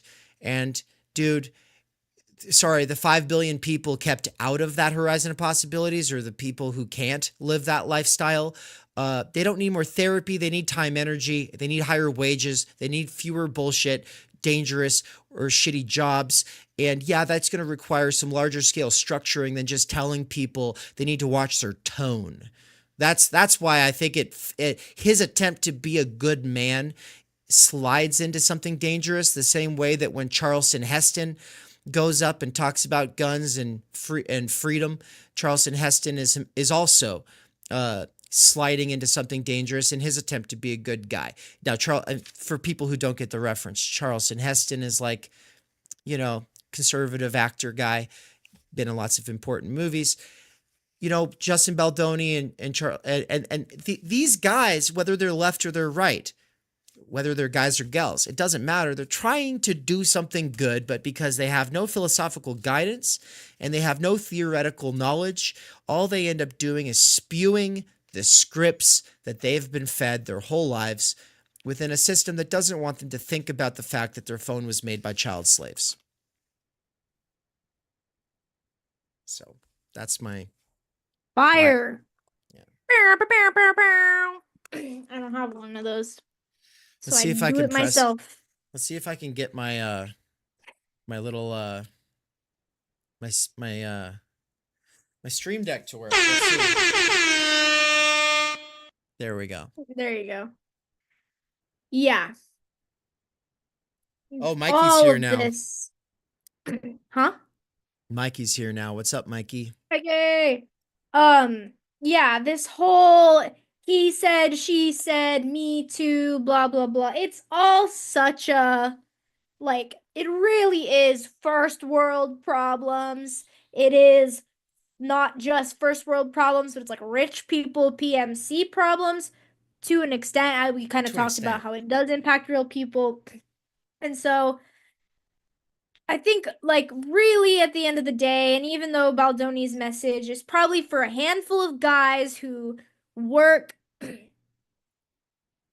PMC comfortable jobs, who might hit their wives if Justin Baldoni didn't intervene and, they read their book, whatever. Sure, he's helping some people, but, he doesn't seem like the kind of guy who would be doing all the things that Blake Lively is accusing him of doing. He seems very, very conscious of his masculinity and sensitivity of women and other people. And so this whole thing, at the end of the day, is just this big, very, very out of touch spectacle. It's all a fucking spectacle.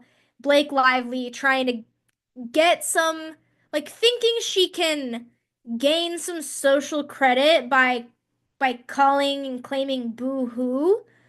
Look at me, I'm a victim, rather than, I don't know, actually being an interesting person and making herself better. Even if, again, nobody's perfect. Everyone fucks up. Everyone makes mistakes.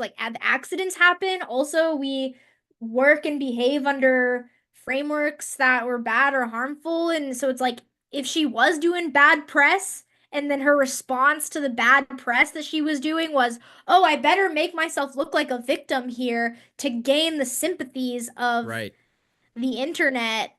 It's we all see past that for the most part. And so this really did not work out the way she wanted it to. I feel like we've talked about our last episode, we talked about Colleen Ballinger, and it was kind of the same thing where she had all these allegations against her.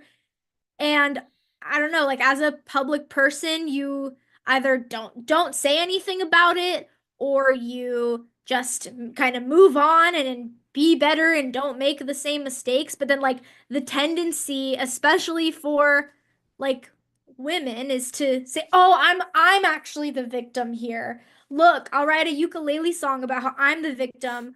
Oh, people aren't seeing me favorably. My fans don't love me as much right now. Well, actually, me too. Actually, I'm a literal victim. You all need to feel bad for me. And it's just that kind of seems like what this is.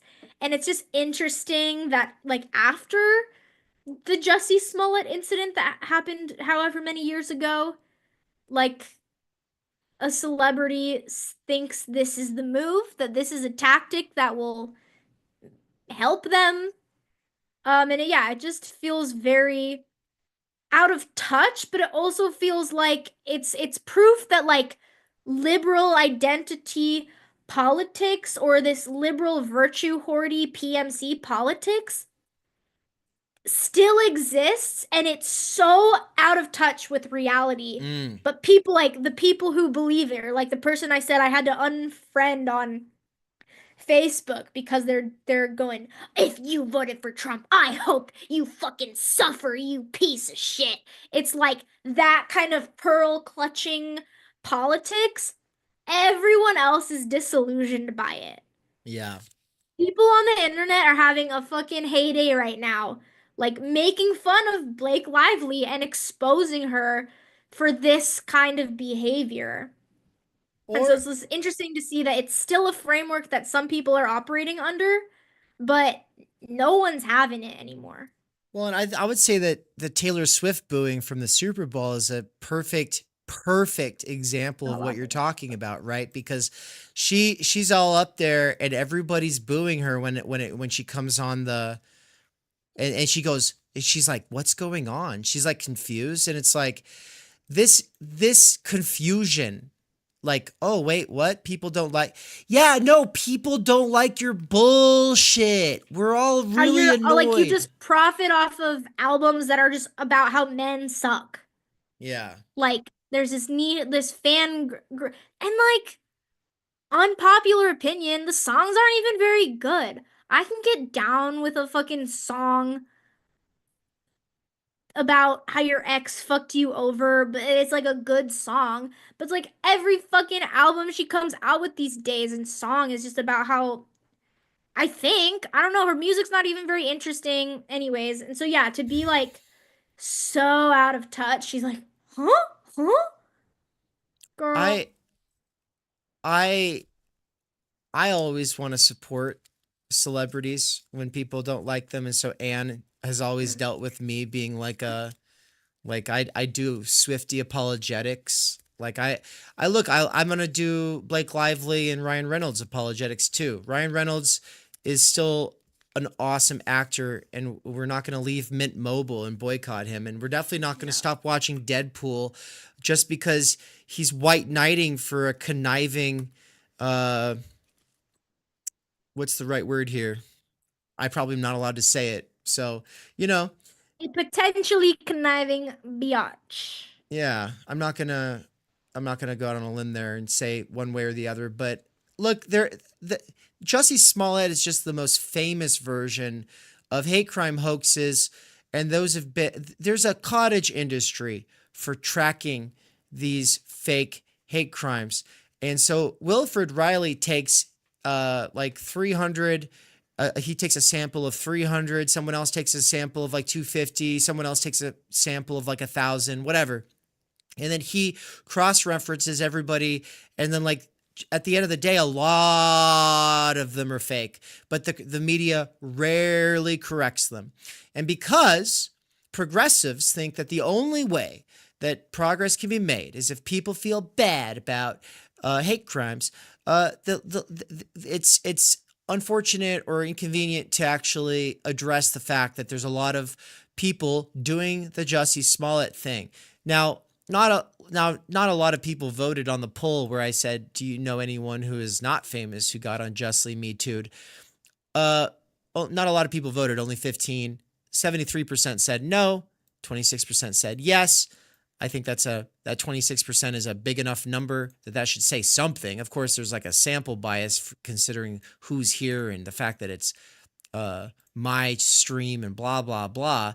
I would, and also the word unjustly. You're all philosophically sound enough to understand that that's a really interesting framing, because who are you to know if it was just or not?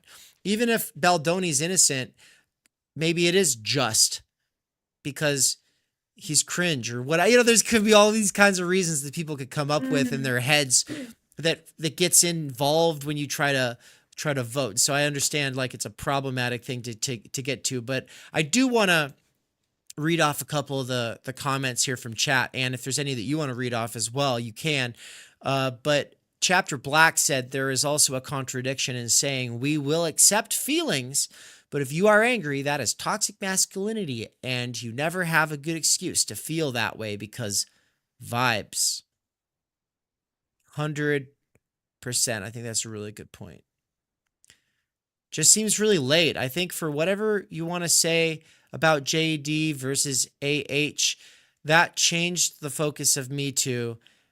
Oh, Amber Heard and Johnny Depp. That Johnny changed Depp, that changed the focus of Me Too. And if anything, many people who argued for Me Too have become much more conspiratorial. Mikey said, yeah, I'm so over this trash. Our hauntology is the hauntology of 2016. What happened in 2016? Asked Chapter Black, which I want to know too. 2016 does feel like the last innovation in music scene, says Yanny Yamp. What happened in 2016 was that instead of getting aboard the opportunity for a left populist mass working class politics, Democrats doubled down on identity politics, hashtag Me Too, hashtag BLM, hashtag Read Settlers, and every activist space either got taken over by that bullshit or the national chapter, the national organizations got taken over. And so you might have had local chapters that were much above the bullshit. But like, for instance, if you want to talk Democratic Socialists of America, it got taken over by bullshit at the national level. I understand DSA is like any church. You know what I mean? It's like you talk about the Baptist National Convention. Well, that says nothing about the local Baptist church. Local Baptist churches could be fine. Who the fuck knows? I don't give a shit. That's not the point. The point is with DSA or Baptists, what we're talking about is something where people are going to have mixed experiences or different experiences based off of their local organizing. But what we're talking about is the effect at the national level. And since 2016, the American left has been pretty resolutely anti anything that could be a mass politics, anything that could have more conservative or even just masculine or gruff kinds of elements. So, yeah. They dug their grave and they've been lying in it since then. And then they like to blame other people for this situation. So, in close, did want to say a couple things about love and connection, finding it in the 21st century. We're not experts, of course. I mean, I kind of think we're the only people who have the best relationship in the world. And of course, everyone should listen to us. But also, I'm very well aware that's not true, and you should not take anything we say that seriously. And I also don't like to showcase love. Like, I don't want to perform love. I'm not going to sit here and be romantic on stream. I don't want to do that. I was romantic by cleaning the house earlier. It's true, guys. That's what I did. Dave's the best. I washed the floor. The reason the stream started late is because Dave was mopping the floor. Yeah. While I made brownies for us for dessert. So. And is that not the most romantic thing ever? And making brownies? Okay. But we're not going to sit here and be like, I love you so much. You know, I don't like to. I love you, but I don't want to perform. I don't want to perform it. And that is not like what we're trying to do here. But with that said, I do want to showcase Lucid Tree Designs here on Instagram. This is my friend Anthony Berry. We love Anthony. We're doing some really cool stuff with him. He made this shovel for his son on his 14th birthday. It's an amazing shovel. Most people who how would I say this? Most people either do metalwork or woodwork. But when Anthony started out, he was doing woodwork. I bought him his first real tool, a Dremel, so that he could do this. And he's just been obsessing for the last 12 years, going hard as hell. And now he finally has a shop. Someone bought him some expensive equipment along the way. And he makes this really, really cool stuff because having both the metalwork and the woodwork knowledge, he's able to do stuff like this shovel, which is, I don't know, describe it for people who don't have eyes on screen, Anne. Yeah, it's just it's a shovel, but the wood is so smooth and kind of rustic looking, and the actual metal part of the shovel, like, I don't know, it's textured. Like he adds this cool, I don't know what the style, what like the word I would use for the style, but it's not just a flat, shiny surface. It's like textured and earthy kinda. And also the way that he makes different tools is like they're not just some piece of shit shovel made in China that's gonna break. Like he makes it so that it is so strong, the connection between the metal part and the wood, that like that thing is gonna last for generations. Yeah, it's going to last for generations. It's not going anywhere. He also makes tables and jewelry, right? And he does like fancy engravings on those tables. And so, I mean, first of all, I do kind of want to highlight this work because if you ever need custom work done, he's shipped stuff all over the country to people. He doesn't like market himself very well. He just posts to Instagram. But look at this freaking cutting board, man. How cool is that? How cool. And so yeah, if you want custom jewelry, tables, whatever, look at this freaking thing, man. Like, don't you want that in your house? That's beautiful. It's a rolling kitchen island, right? Like, that's just the best. And so we love and support Anthony's work, but the real reason I wanted to tell you about it, I'm not going to be all romantic on here, but Anne can tell you about something romantic that I did, and I will, segue is people might have seen it on our fingers. Yes, so Dave and I today decided that we would wear our engagement rings, just because it's Valentine's Day, and we're gonna go out for dinner and go see a show tonight. Dave, I'll have to bring yours in here so people can see it in color, maybe. But Dave and I kind of knew, like, that we wanted to get married. And I maybe saw a proposal coming. She maybe. Melissa, okay. I think you didn't see a proposal coming. You hinted. I hinted. Okay, well, that was the day of, but like I kind of was suspecting that perhaps a proposal would be coming in the months leading up to when Dave proposed to me. And I was thinking to myself, I hope Dave knows like what kind of ring I would want, because like I don't just want like a big shiny diamond on a little band. They're beautiful rings, but that's just not really my style. I do like kind of more of an earthy gemstone natural kind of style in my jewelry.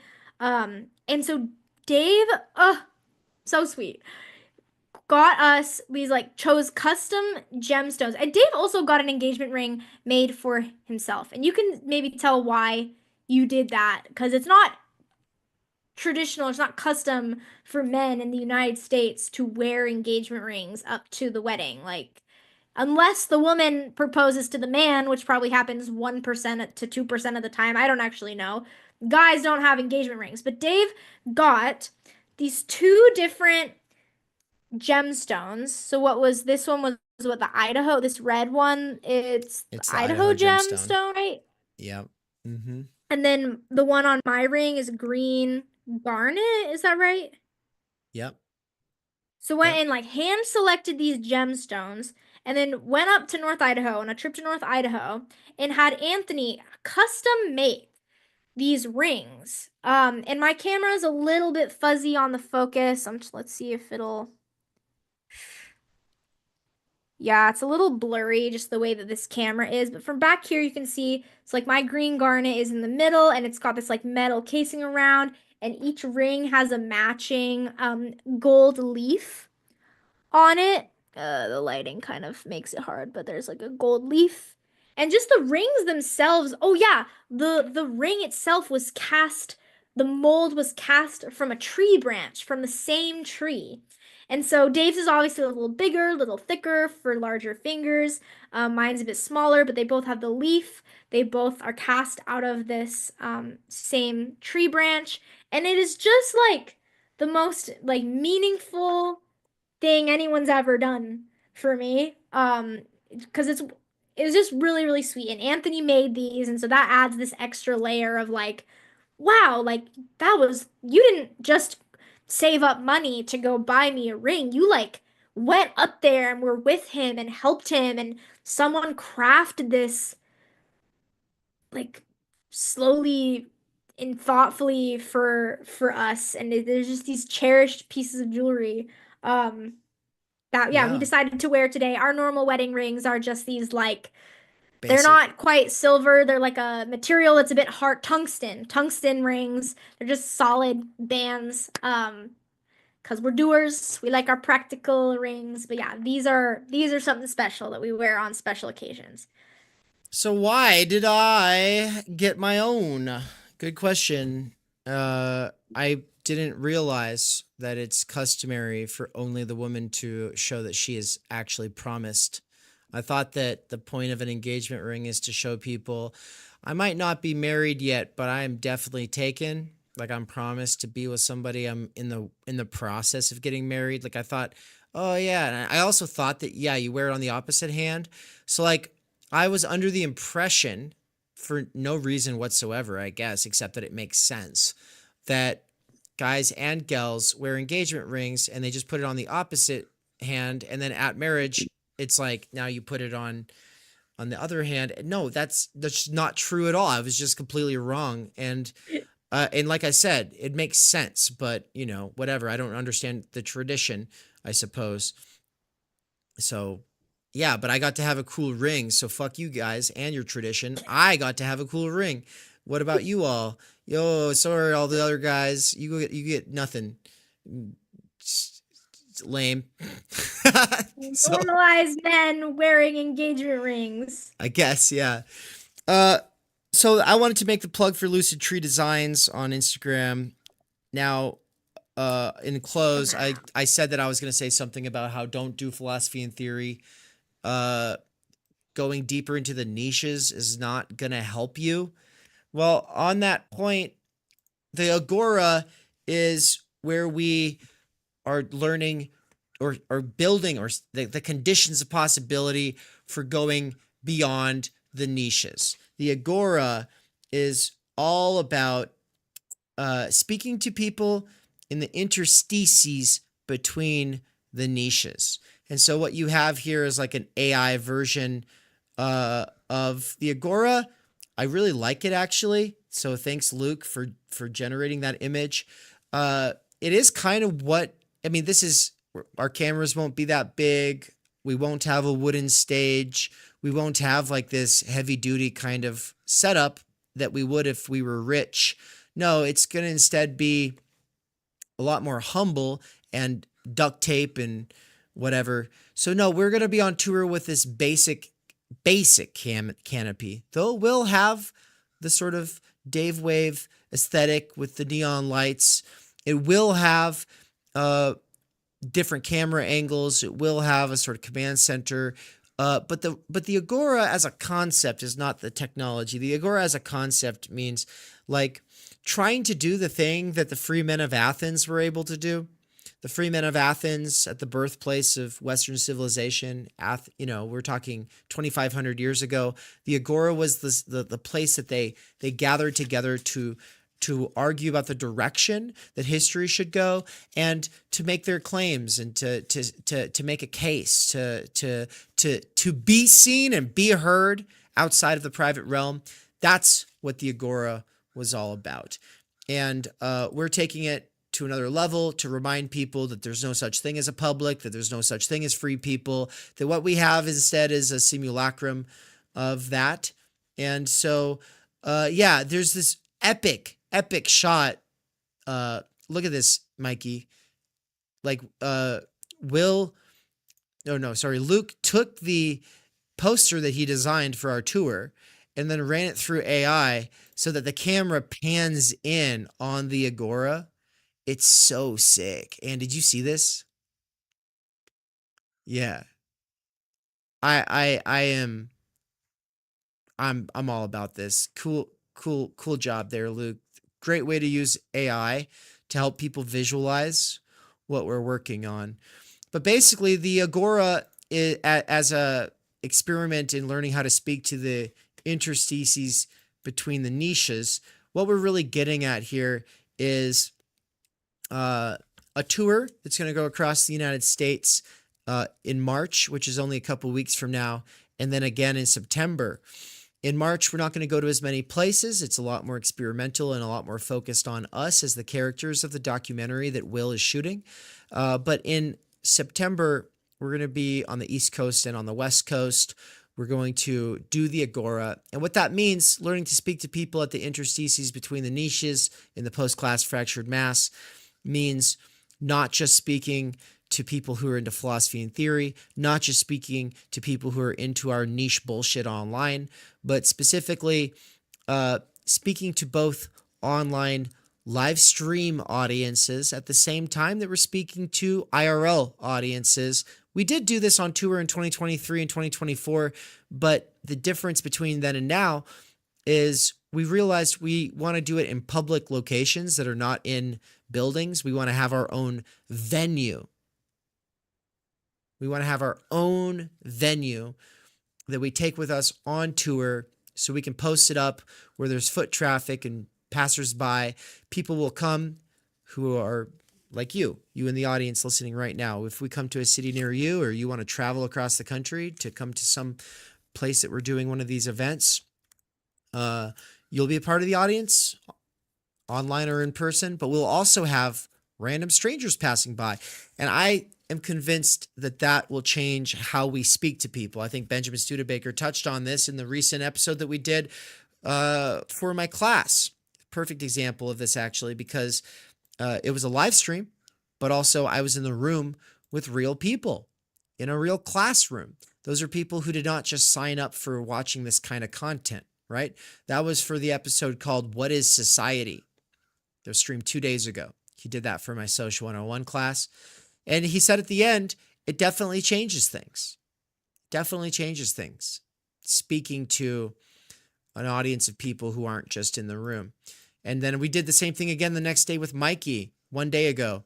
Voice versus video, CMT, Levinas and McLuhan. Yeah. And by the way, shout out to Spencer for doing a great exegetical of that the other day. Anyway, all right, we're about to wrap up. I want to eat some brownies. Ann and I are going to go do other things with our life. But we love doing these for you all. And you get the floor. And it's fun. It's fun to do this with you on Valentine's Day.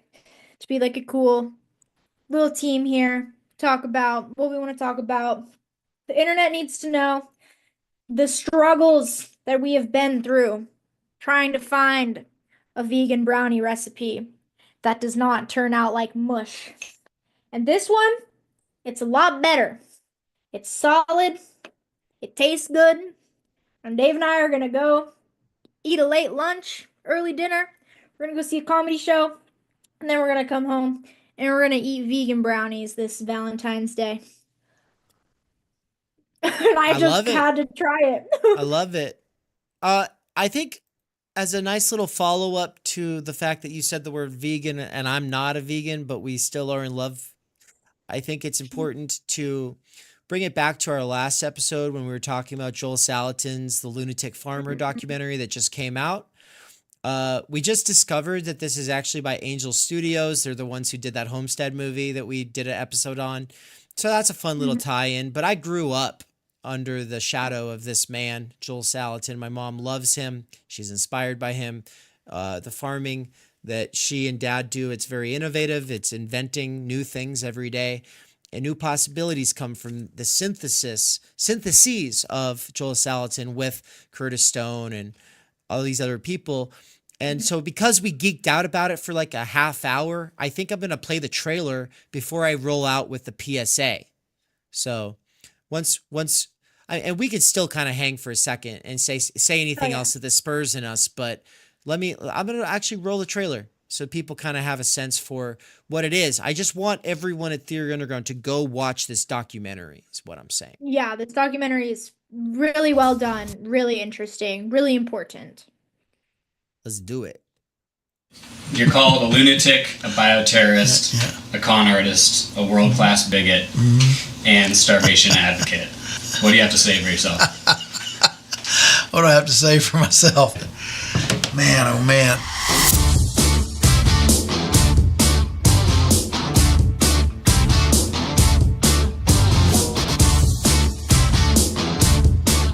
Next speaker will be Joel Salatin, who is a farmer, lecturer, and author. He describes himself as an evangelical, Christian conservative, environmentalist, lunatic farmer. He's kind of the godfather, not of just like homesteading, but of sustainable farming and a lot of these other practices that he's put into play. Your approach to farming is so natural and so normal and so, in my opinion, non-controversial. We were branded Luddites and anti-progressives, anti-science. We got a knock on the door. You've been selling illegal meat, and we've confiscated it all. You know, Lord, if we lose this thing, what do you have in mind here? It's never been like this. What happened? Regulatory, extortion, tyranny. Them was the days. When I watch your method, it seems normal, it seems like common sense, it seems like old knowledge, but yet you're looked at as some sort of a wild man out there. A lunatic.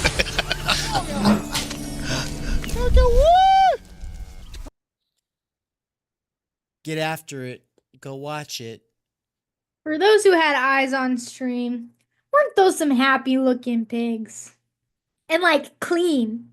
Like, okay, they were muddy, but they don't have flies all around them. They're just like in this green, lush nature, just like pigging it up. Pigging it up. I'll let Mikey have the last word. He shared a Valentine's Day meme. Oh gosh. And you'll have to, I guess, describe it. You gotta, yeah. That's Nick Land, right? Yeah. Young Nick Land. Happy Valentine's Day. You're the only thing that makes me want to come inside. So, you know, he's the guy of outsideness. He's the guy of outsideness. This makes him want to come inside. But all I could take from this is that I make Mikey want to come inside. Okay. Don't know what to do with that. Thanks, Mikey. All right, everybody. Peace. We cannot do direct revolution, but the only way to lay the foundation for it is to do what you are doing to move the underground. It's a theoretically correct title. Theory Underground exists to cultivate the conditions necessary for a working class intellectual renaissance that goes beyond old political categories or other identitarian niches. At TU, autodidact workers with earbuds and professionals who see no future in existing institutions or movements are able to challenge their Mikey made that meme himself. So I didn't know that. Shout out, Mikey. And also he said, you just made it weird. Okay, fair enough. doxa and develop an understanding of the situation we are in. If you subscribe at theoryunderground.com, you'll get access to a package of courses, including my Intro to Fault Line Theory, which includes Intro to Nick Land and Intro to Slavoj Žižek. These courses are being woven with the 3 courses that take place on a month-to-month basis, spread out throughout the year of 2025. Those courses are 12 core concepts and the fundamental problems with the situation today with social theorist David McKerracher, 12 essential political thinkers with political theorist Benjamin Studebaker, and the philosophy of nature with philosopher Nina Power. The way these all get woven together at a deeper and more meta level is through the ongoing research seminars led by David McKerracher, Benjamin Studebaker, and Michael Downs, where they engage with one another's work by sharing developments from their own perspectives, theory, and research. If you subscribe at higher levels and support our work, we'll support your development with bespoke teaching. Alone and unaided, we struggle to grasp our situation in its fullness and formulate a meaningful response. By working together and pooling our energies, we can do better. Join us at theoryunderground.com/subscribe. There'll be two kinds of people in 10 years. Those who said, I knew all along Theory Underground was going to make this huge difference. Those are the people that are like Nance, who were on the sidelines at one point and then said, nah, I'm going to get in. I'm going to roll up my sleeves and I'm going to go hard. And then there's another kind of person, a person who waits in the wings, collects receipts, and who will say in 10 years, oh yeah, I was there. I saw that happen. And then they'll gossip monger. Listen, if you want to get involved, get involved. But if you're going to sit there in the bleachers, well, here's some popcorn. I hope you have fun.